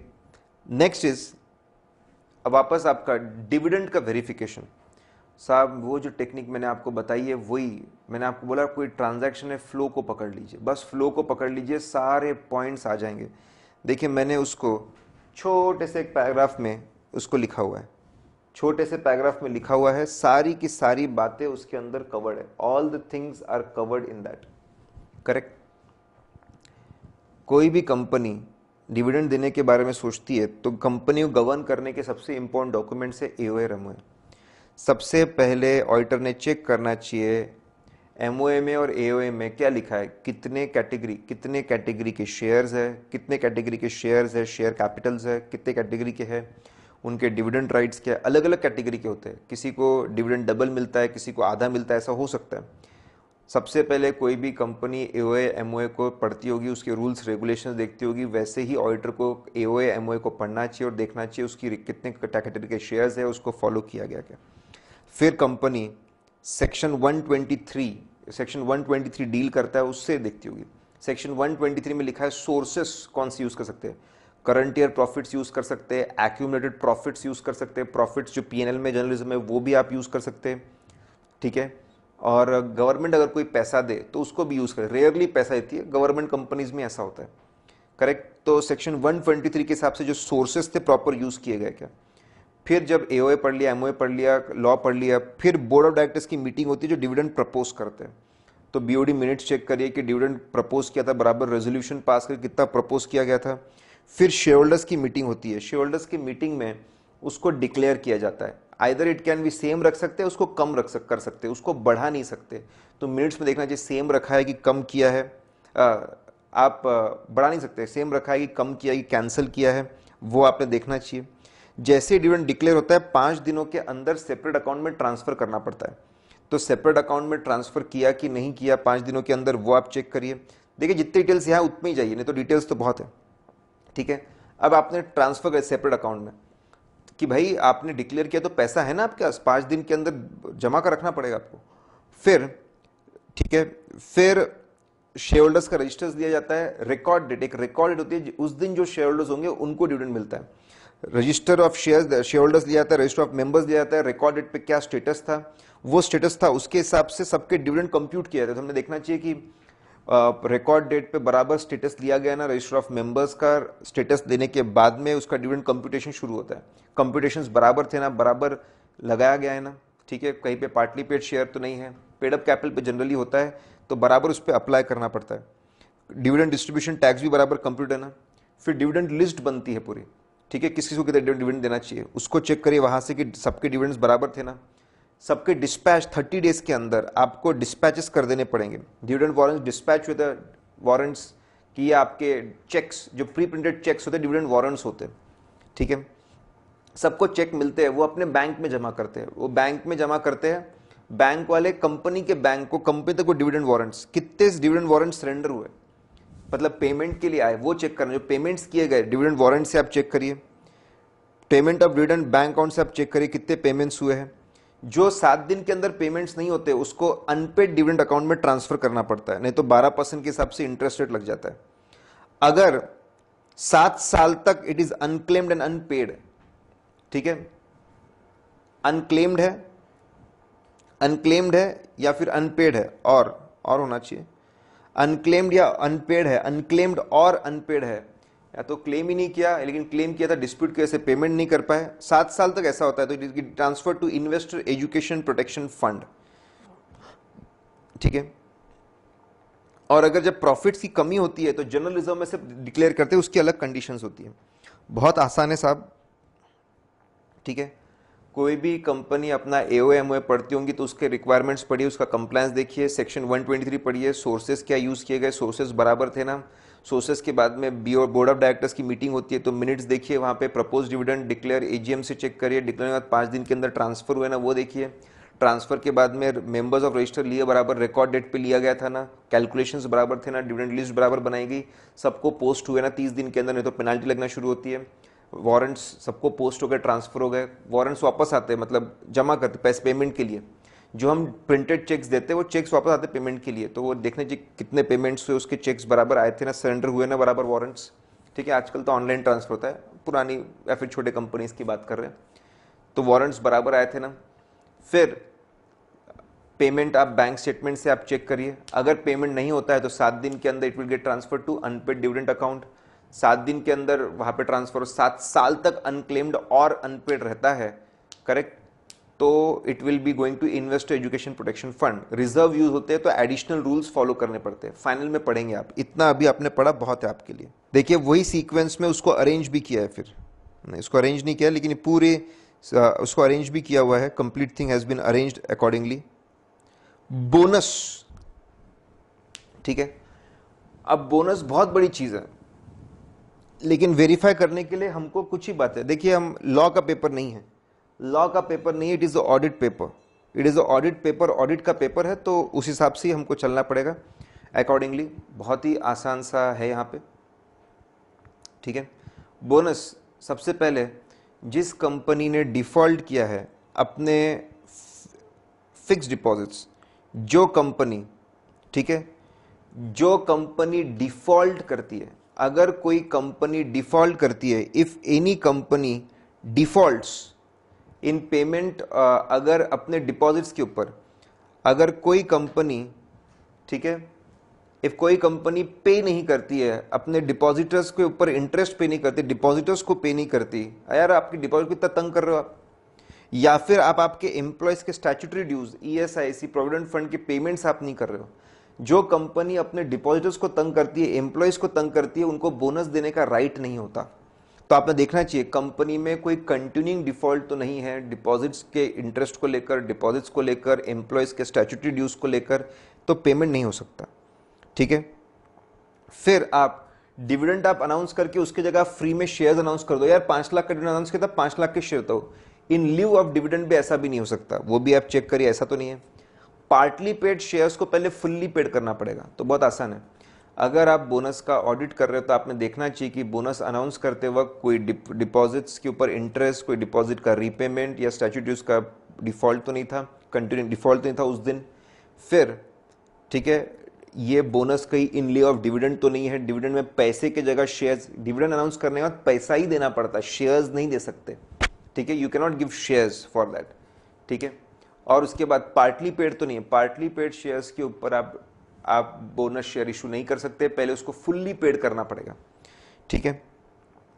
फिर अब ट्रांजैक्शन का फ्लो, सोर्सेस ऑफ बोनस, आप सोर्सेस ऑफ बोनस, क्या सोर्स यूज किए गए, जैसे आप सिक्योरिटीज प्रीमियम यूज कर सकते हो बोनस से इशू करने के लिए, CRR capital redemption reserve use कर सकते हो, जनरल रिजर्व पीएनएल आप यूज कर सकते हो, रिवैल्यूएशन रिजर्व यूज नहीं करते, आपने केयरफुल देखना चाहिए कौन से सोर्सेस को यूज किया गया, ठीक है। रिवैल्यूएशन रिजर्व आप यूज नहीं कर सकते, you can not use revaluation reserve, ठीक है, वो आपने देखना चाहिए कि सोर्स क्या थे। सोर्स के बाद आर्टिकल का ऑथराइजेशन था ना, आर्टिकल ने ऑथराइज किया था ना, बोर्ड ऑफ डायरेक्टर्स ने ऑथराइज किया था ना, ठीक है, इन्होंने ऑथराइज किया था ना, इन सब लोगों ने ऑथराइज किया था ना, अगर रिक्वायरमेंट है तो शेयर होल्डर्स का भी ऑथराइजेशन था कि नहीं, और बाकी लीगल कंप्लायंसेस। तो बहुत आसान है बोनस अनाउंस करने के, देखो ये इसमें बिल्कुल डिटेल में नहीं है, इसमें बिल्कुल डिटेल में नहीं है और मैं लॉ में जाता भी नहीं हूँ, बट देन ठीक है, आपको इतना ही रिक्वायरमेंट आपसे एक्सपेक्टेड है तो आप इतना ही लिख सकते हैं, आप इतनी ही चीज़ें लिख सकते हैं। ओके गाइस, स्पेशल ऑडिट्स, ठीक है, स्पेशल ऑडिट की हम लोग बात करते हैं तो स्पेशल ऑडिट के आंसर्स 8-8 मार्क के क्वेश्चन आते हैं, बहुत लंबे चौड़े होते हैं, फिर बच्चे घबरा जाते हैं। मैं आपको गुरु मंत्र देता हूँ उसको याद रखने का। कैसे याद रखना? 5 चीज़ें। किसी भी एंटिटी का अगर आप स्पेशल ऑडिट की बात कर रहे हैं तो आप उसके कॉन्स्टिट्यूशन मतलब उसका ऑर्गेनाइजेशन कैसा, उसका लीगल ऑर्गेनाइजेशन, उसका लीगल स्टेटस क्या है एंटिटी का, उसका ऑर्गेनाइजेशन स्ट्रक्चर क्या है, इंटरनल कंट्रोल सिस्टम क्या है, काम करने का तरीका क्या है, बहुत सारे पॉइंट। आप कॉन्स्टिट्यूशन, वो एंटिटी बनी कैसे, उसका स्ट्रक्चर कैसा है, कैसे चलती है, उससे रिलेटेड होते हैं। बहुत सारे पॉइंट मेजर इनकम से रिलेटेड होते हैं, मेजर एक्सपेंस, मेजर एसेट्स, और बाकी बचे हुए स्पेशल पॉइंट्स। स्पेशल ऑडिट के जितने भी पॉइंट्स हैं, देखिए हमने एक पेपर राइटिंग का पूरा एक वीडियो बनाया, उसके आखिरी में स्पेशल ऑडिट के आंसर कैसे लिखना उसके ऊपर पूरा वीडियो वो आप देख सकते हो, ठीक है। हम जो मास्टर लिंक, ठीक है, डिस्क्रिप्शन सेक्शन में मास्टर लिंक होंगी, उससे आप देख सकते हो, ठीक है। तो आप क्या करिए, स्पेशल ऑडिट के जितने पॉइंट्स है उसको 5 हेडिंग में बांट दीजिए। कितने पॉइंट कंपनी के स्ट्रक्चर, इंटरनल कंट्रोल सिस्टम्स, उसके काम करने के तरीके से रिलेटेड है, कितने पॉइंट मेजर इनकम से है, कितने पॉइंट मेजर एक्सपेंस है, कितने पॉइंट मेजर एसेट्स, और बाकी स्पेशल पॉइंट्स है। तो हमने उसको पूरा डिवाइड करके रखा है। आईपीसी के जितने क्वेश्चन है आपके, वो स्पेशल ऑडिट के जितने क्वेश्चन है उसको पूरा डिवाइड करके रखा है। इनफैक्ट अगर आप हमारे वेबसाइट पे जाएंगे auditguru.in डाउनलोड सेक्शन में, तो सभी स्पेशल ऑडिट्स को ऐसा हम लोगों ने डिवाइड करके रखा है। That will be very helpful for you, ठीक है। सबसे पहले रिक्रिएशन क्लब, सबसे पहले रिक्रिएशन क्लब की वो लोग बात कर रहे हैं। They are talking about the recreation club, कि रिक्रिएशन क्लब का अगर स्पेशल ऑडिट है, रिक्रिएशन क्लब का अगर स्पेशल ऑडिट है तो ये स्पेशल ऑडिट, ठीक है, ये स्पेशल ऑडिट आप कैसे करोगे। तो सबसे पहले तो आप जाके, ये मैं क्लब का स्ट्रक्चर समझना चाहता हूँ। ये ट्रस्ट फॉर्म में चलता है, सोसाइटी फॉर्म में चलता है, या फिर कंपनी लिमिटेड बाय गारंटी चलता है, कैसे चलता है, इसका लीगल स्ट्रक्चर क्या है, इसका लीगल स्ट्रक्चर क्या है, ठीक है, इसकी गवर्निंग बॉडीज के मेंबर्स, इसका लीगल स्ट्रक्चर क्या है, इसके गवर्निंग बॉडी के मेंबर्स कौन है, कौन इसके डिसीजन लेता है, इनका इंटरनल कंट्रोल सिस्टम क्या है। कॉमन पॉइंट है, सब में लिख सकते हो। लीगल स्ट्रक्चर क्या है, इसको चलाता कौन है, गवर्निंग बॉडीज कौन से है, क्या सिस्टम बना के रखा है चलाने के लिए, क्या बुक्स ऑफ अकाउंट्स मेंटेन करते हैं, ये चीजें आप पूछ सकते हो, सिंपल सी बात है। फिर मेजर इनकम्स, क्लब की मेजर इनकम, डेफिनेटली सबसे बड़ी major income admission fees, entrance fees होती है। एंट्रेंस फीस कितनी होती है, इनकी अलग अलग कैटेगरी की मेंबरशिप है क्या, एंट्रेंस है क्या, कितनी मेंबरशिप फीस होती है, साल भर के दौरान कितने हुए, कितने लोग आए, एंट्रेंस फीस कितने लोग आए, कितने अप्रूवल्स हुए, कमिटीज अप्रूव करती है, कितने अप्रूवल्स हुए अलग अलग कैटेगरी में, कितने पैसे थे, कितने पैसे मिले, वो आपको चेक करना पड़ेगा, वाउच करना पड़ेगा, पैसे पूरे आए ना, कहीं पे किसी के कम पैसे तो नहीं आए। फिर जो एग्जिस्टिंग मेंबर्स है वो रेगुलर ईयरली सब्सक्रिप्शन पूरा रजिस्टर होता है। सपोज 200 मेंबर्स रजिस्टर रहेगा, ठीक है, ईयरली सब्सक्रिप्शन कितने लोगों का आ गया, कितने लोगों का बाकी है, टोटल कितने कॉलम के टोटल लगाते हैं, कितने लोगों के पैसे आ गए, ठीक है। चेक करना पड़ता है कि ईयरली सब्सक्रिप्शन जो ड्यू हुआ है लोगों ने पे किया क्या, जितने लोगों ने पे नहीं किया उसको ड्यू बताना पड़ेगा, सोसाइटी को बताना पड़ेगा कितना ड्यू है, दूसरी कमाई। तीसरा, ठीक, क्रॉस टैली करना पड़ेगा कितने लोगों के पैसे नहीं आए, कितने लोगों के पैसे नहीं आए। अच्छा, कैरी फॉरवर्ड करना पड़ेगा अरियर्स को, पिछले महीने, पिछले साल कितने अरियर्स थे, इस साल कितने अरियर्स है, अगले साल कितने अरियर्स है, लंबे समय तक पैसा नहीं आया तो बैलेंस राइट ऑफ करना पड़ेगा और मेंबरशिप से निकाल देना पड़ेगा। इनकी मेजर इनकम फिर आती है जो ये फैसिलिटीज प्रोवाइड करते हैं, स्पोर्ट्स फैसिलिटी प्रोवाइड करते हैं, जिम प्रोवाइड करते हैं, स्विमिंग पूल प्रोवाइड करते हैं, टेनिस कोर्ट प्रोवाइड करते हैं, रेस्टोरेंट्स प्रोवाइड करते हैं, फूड ड्रिंक्स प्रोवाइड करते हैं। वहाँ से हमको देखना चाहिए कि हर जगह पे प्रॉपर चार्ज हुआ ना, मेंबर्स को रजिस्टर्स होते हैं, आप स्विमिंग किया उसके रजिस्टर्स अगर चार्जेबल है तो, ठीक है, नहीं तो कुछ मेंबर, अगर आप स्विमिंग यूज़ कर रहे हो चार्जेबल है पर आवर, तो वहाँ पे रिकॉर्ड करना पड़ेगा कि रजिस्टर में। टेनिस कोर्ट यूज़ कर रहे हैं चार्जेबल, तो रिकॉर्ड करना पड़ेगा, ठीक है, बहुत ही नॉमिनल चार्जेस होंगे। ठीक है, आप स्पोर्ट्स फैसिलिटीज, फिर आप फूड फूड कंज्यूम करते हो तो कितना कंज्यूम, रिकॉर्ड, मेंबर वाइज पूरा रिकॉर्ड है किसने कितना कंज्यूम किया, उनको चार्ज किया जाता है। कैश कलेक्ट करे तो बहुत ही बढ़िया, बहुत सी बार मेंबर्स को चार्ज करते, बाद में उनसे एक साथ रिकवर करते। खर्चा, स्पोर्ट्स आइटम के लिए बहुत खर्चा है, स्पोर्ट्स आइटम्स मेंटेनेंस के लिए बहुत खर्चा है, फूड आइटम, ड्रिंक्स, सिगरेट्स, इन सब के लिए, सिगार, वाइन्स, इनका बहुत ज़्यादा खर्चा है। चेक करना पड़ेगा कितना खरीदा इन्होंने। ऑथराइजेशन, सेक्रेटरी ने ऑथराइज किया था, कमिटीज़ ने ऑथराइज किया था, कितना ऑथराइज किया था, कितने में खरीदा, कितना आया, वो आपको चेक करना पड़ेगा। मेजर एसेट्स, इन्वेंट्री बहुत होती है स्पोर्ट्स और फूड आइटम्स की, वो चेक करना पड़ेगा। इन्वेस्टमेंट्स होते हैं एक्स्ट्रा पैसा, वो भी चेक करना पड़ेगा। लिसन गाइस, बड़े आसानी से रिक्रिएशन क्लब में आप पहले कॉन्स्टिट्यूशन, उसके और स्ट्रक्चर, लीगल स्ट्रक्चर्स की बात करिए। इनकम्स में पहला एंट्रेंस फीस होती है, उसके बाद रेगुलर सब्सक्रिप्शंस होते हैं, और जो फैसिलिटीज़ यूज़ करते खाना पीना होता है उसके चार्जेस होते हैं।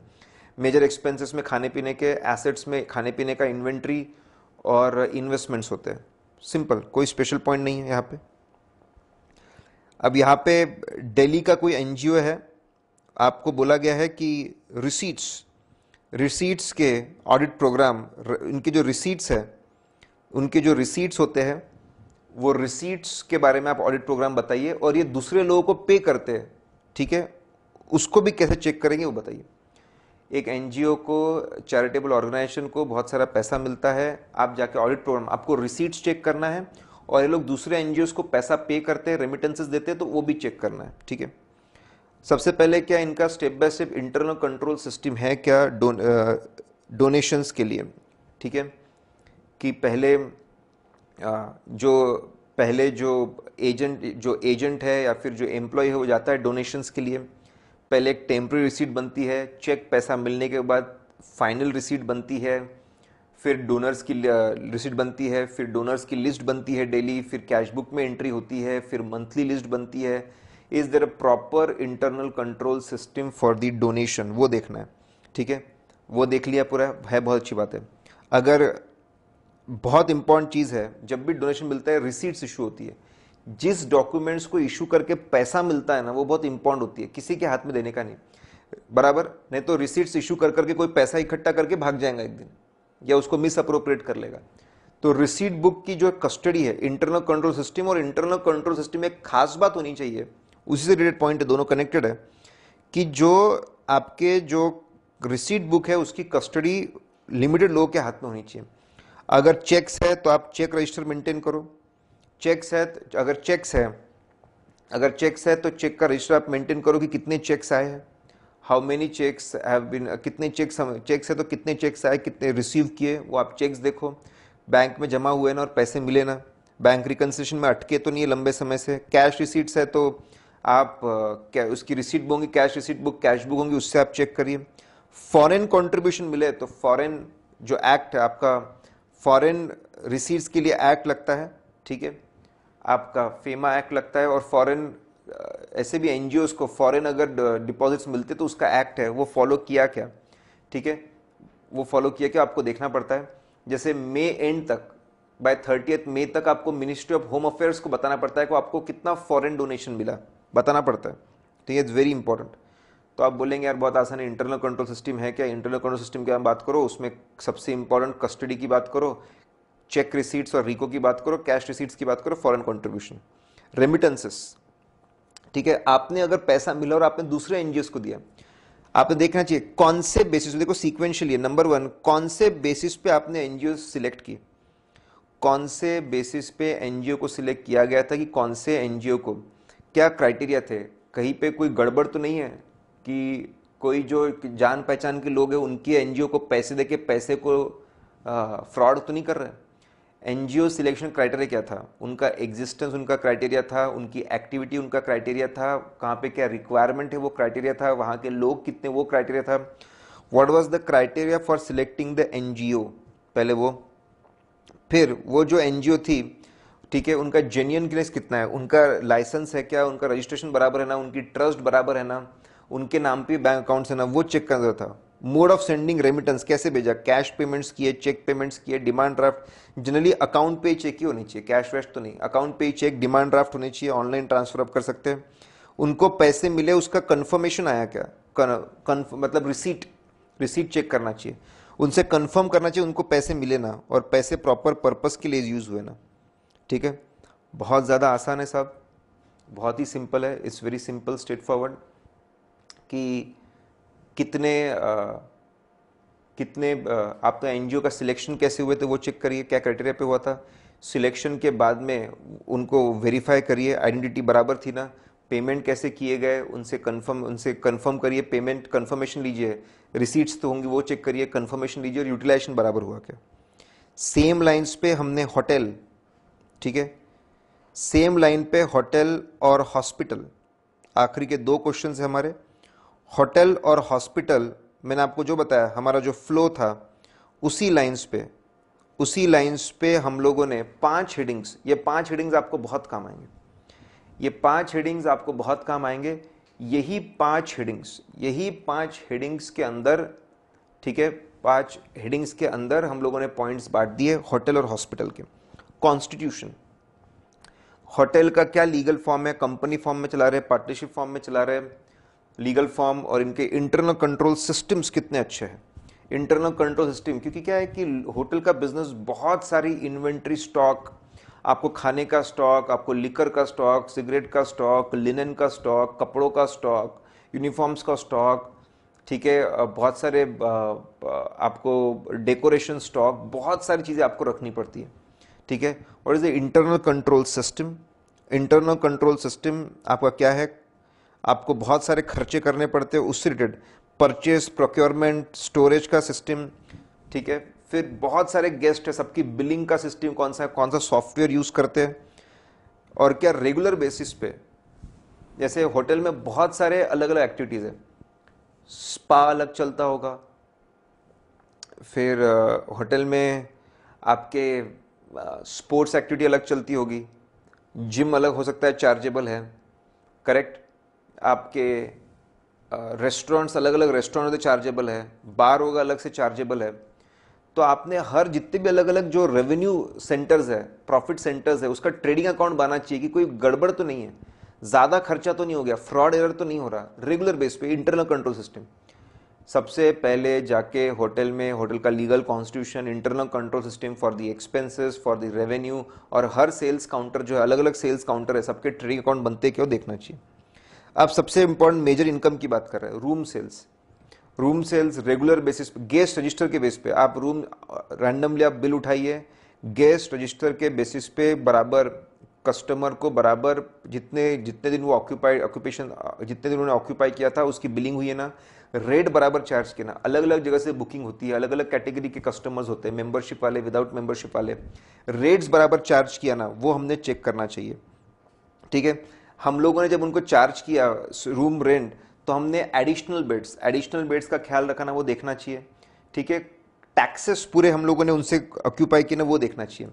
आप क्या करें, ऑक्यूपेंसी रेट मतलब, ठीक है, पिछले साल इस महीने में कितने लोग ऑक्यूपेंसी था, occupancy rate, weekly occupancy rate, पिछले साल इस हफ्ते में क्या ऑक्यूपेंसी रेट था। अब ऑक्यूपेंसी रेट आप कंपेयर करिए, कहीं पे बहुत चेंज तो नहीं है।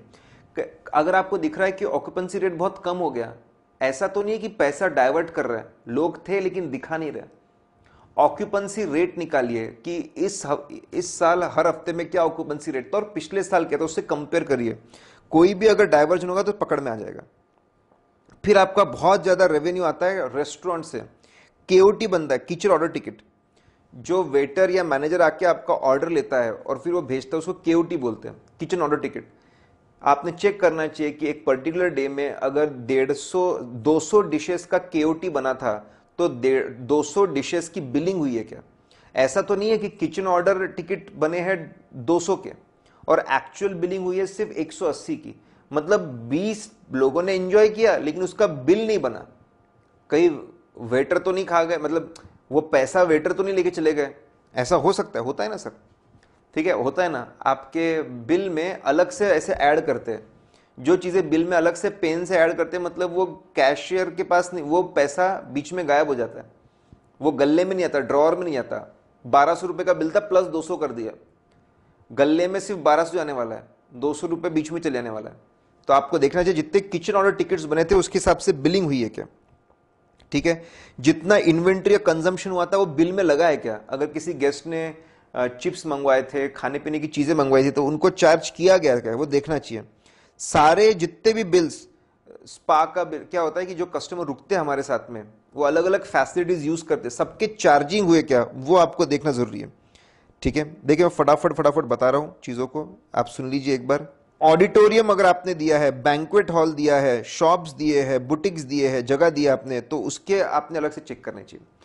ठीक है, तो आप पहले इंटरनल कंट्रोल सिस्टम चेक करिए, मेजर इनकम में रूम रेंट आप चेक करिए, रूम रेंट के अंदर आप एडिशनल बेड के बारे में चेक करिए, ऑक्यूपेंसी रेट के बारे में सोचिए, वो बहुत जरूरी है। ऑक्यूपेंसी रेट बराबर है ना। फिर आप किचन ऑर्डर टिकट्स के बारे में सोचिए, बिल में सारी चीज़ें लगाई गए थे ना उसके बारे में सोचिए, सारे टैक्सेस लगाए गए थे ना उसके बारे में आप सोचिए, स्पेशल बैंक्वेट वगैरह हॉल्स है उसका रेवेन्यू के बारे में सोचिए। एक्सपेंसेस की बात करते हैं, खर्चा। ठीक है, सैलरी, वेजेस, कैजुअल लेबर, आपके जो परमानेंट स्टाफ है उसकी, it's a very labour intensive काम, इतनी सर्विसेज देनी पड़ती है, हर छोटी चीज़ के लिए बंदा दौड़ के आएगा आपके लिए, इतना लेबर लगता है, तो उनके सैलरी वेजेस बराबर पेमेंट देना। कैजुअल लेबर जो टेम्पररी लेबर आता है उसके पेमेंट्स बराबर अवरली बेसिस पे, डेली बेसिस पे बराबर किए गए ना। ठीक है, ट्रैवल एजेंट्स को बहुत कमीशन देना पड़ता है, ट्रैवल एजेंट्स के क्या अग्रीमेंट थे, पेमेंट करने पड़ते हैं। फॉरेन कोलैबोरेटर्स, ठीक है, फॉरेन, हमारे लोग फॉरेन होटल्स में रुकते हैं, फॉरेन होटल्स में उनके हमारे पास उनके कोलैबोरेटर के पेमेंट भी बराबर है ना, वो भी देखना पड़ेगा। मेंटेनेंस करना पड़ता है, पेंटिंग्स मेंटेनेंस बहुत कंटिन्यूस चलता रहता है, वो भी एक बहुत मेजर खर्चा है, वो चेक करना पड़ेगा। तो आदमियों के खर्चे आपके बहुत ज़्यादा है, ट्रैवल एजेंट के खर्चे हैं, फॉरेन कोलैबोरेटर, पेंटिंग के। इन्वेंट्री, मेजर एसेट्स, इन्वेंट्री पे खास नज़र होनी चाहिए। इन्वेंट्री को खरीदने का तरीका कैसा है, इन्वेंट्री को प्रॉपर लॉक एंड की में खरीदते कौन कौन अप्रूव करता है, क्या रेट में अप्रूव होता है, क्या क्वालिटी है। इन्वेंट्री को प्रॉपर, जो बहुत महंगा, जैसे ड्राई फ्रूट्स वगैरह बहुत जो महंगे हैं, क्या लोग इसको चुरा सकते हैं, मार्केट में बेच सकते हैं। वाइन वगैरह बहुत, जो लिकर बहुत महंगी है, कॉस्टली इन्वेंट्री, ऑथराइजेशन बनाना, कॉस्टली इन्वेंट्री को लॉक एंड की में रखना चाहिए, बहुत ही भरोसेमंद कुछ ही लोगों के पास में होना चाहिए। कैमरा के थ्रू इसके ऊपर हमने नज़र रखनी चाहिए, ट्रस्टेड लोगों को ही इसकी देने चाहिए। जितने बार इशू होती है चीज़ें तो उसका रिकॉर्ड हमने रखना चाहिए। रेगुलर बेसिस पे बाहर वाले को, लोगों को बुलाकर रेगुलर वैल्यूएशन, ठीक है, मंथली बेसिस पे इन्वेंट्री वैल्यूएशन कराना चाहिए एक्सपर्ट की, इन्वेंट्री में कोई गड़बड़ तो नहीं है। ठीक है, फिक्स एसेट्स तो कुछ खास नहीं। स्पेशल पॉइंट्स में स्टैट्यूटरी रूल्स रेगुलेशन जो होटल को लगते हो सब होने चाहिए। आप एनालिटिकल प्रोसीजर लगा सकते हैं, इस साल के चीज़ों को पिछले सालों से कंपेयर कर सकते हैं। हॉस्पिटल, इंटरनल चेक होना चाहिए, they should be internal check, कि बिल बनाने वाला बंदा कोई और होना चाहिए, कलेक्शन वाला कोई और होना चाहिए, अकाउंटिंग वाला कोई और होना चाहिए, कलेक्शन जो होता है। ठीक है, इंटरनल चेक सिस्टम होना चाहिए। आपके जो परचेसेस होते हैं, परचेस ऑथराइजेशन अलग, रिसीव करने वाला अलग, स्टोर करने वाला अलग, तो आपके there should be internal control system, internal check होना चाहिए आपके इंटरनल कंट्रोल सिस्टम में। कॉन्स्टिट्यूशन का पॉइंट है। मेजर इनकम, पेशेंट्स को, पेशेंट रजिस्टर है, पेशेंट रजिस्टर के हिसाब से, रूम के हिसाब से बराबर रूम रेंट चार्ज हुआ ना। ठीक है, बराबर रूम रेंट चार्ज हुआ ना, उसको बहुत सारी फैसिलिटीज़, हमको आपके एक्सरे फैसिलिटीज़ है, ब्लड चेक फैसिलिटीज़ है, अलग अलग है, ऑपरेशन है, वो सबके चार्जेस हमने बराबर पेशेंट रजिस्टर में लिखे होते हैं। आपने जो करना है पेशेंट रजिस्टर से बराबर हुआ ना, कैश कलेक्शन की रिसीट से मैच होता है ना। फिर आपको बहुत सारे गवर्नमेंट ग्रांट्स मिलते हैं, गवर्नमेंट ग्रांट्स चेक करिए। ठीक है, आपको लेगेसीज, बहुत बड़े बड़े लोग गुजर जाते हैं तो विल के अंदर बोलते हो इस हॉस्पिटल को पैसा जाएगा, लेगेसीज का पैसा बराबर, डोनेशन का पैसा, कुछ मेंबर्स रेगुलरली पे करते हैं, टीडीएस का रिफंड भी आता है, हॉस्पिटल्स को टैक्स एग्जेम्पशन होता है कहीं कहीं पे, तो उसका रिफंड भी आता है, तो वो भी चेक करना पड़ेगा हमको। तो पेशेंट से बहुत ज़्यादा कमाई सबसे बड़ा वो है उसका कलेक्शन। उसके बाद गवर्नमेंट से पैसे मिलते वो है, बाकी लोगों से पैसे मिलते हैं, और आखिरी में इन्वेस्टमेंट जो होते हैं उससे भी कमाई होती है। खर्चों में बजट्स, ओपनिंग बजट्स बने तो बजट्स में जैसा सोचा था वैसा हो रहा है ना, कोई बहुत डिफरेंस तो नहीं आ रहा, वो चेक करना चाहिए बजट से। खर्चों का ऑथराइजेशन सैंक्शन कमिटीज जो है ट्रस्ट उन्होंने किया है ना, डेप्रिसिएशन बराबर कैलकुलेट है ना। मेजर एसेट्स आप चेक करिए, आपके जो प्रॉपर्टीज़ है और इन्वेस्टमेंट्स है, इन्वेंट्रीज है, वो रजिस्टर्स में रखे हैं ना, उसका फिजिकल वेरिफिकेशन आप करिए। ठीक है, बहुत सारी बातें मैनेजमेंट पे डिपेंड था, आखिरी में मैनेजमेंट सर्टिफिकेट लेना चाहिए। ठीक है गाइज लिसन, बहुत फास्ट बताना पड़ा, ठीक है, क्योंकि आखिरी में समय बहुत कम है हमारे पास। जितने भी शॉर्टकट ट्रिक्स है उसको अच्छे से आप यूज़ करिए, ये आपको बहुत बहुत बहुत ज़्यादा हेल्प करेंगे एग्ज़ाम में अच्छे से आंसर्स लिखने में।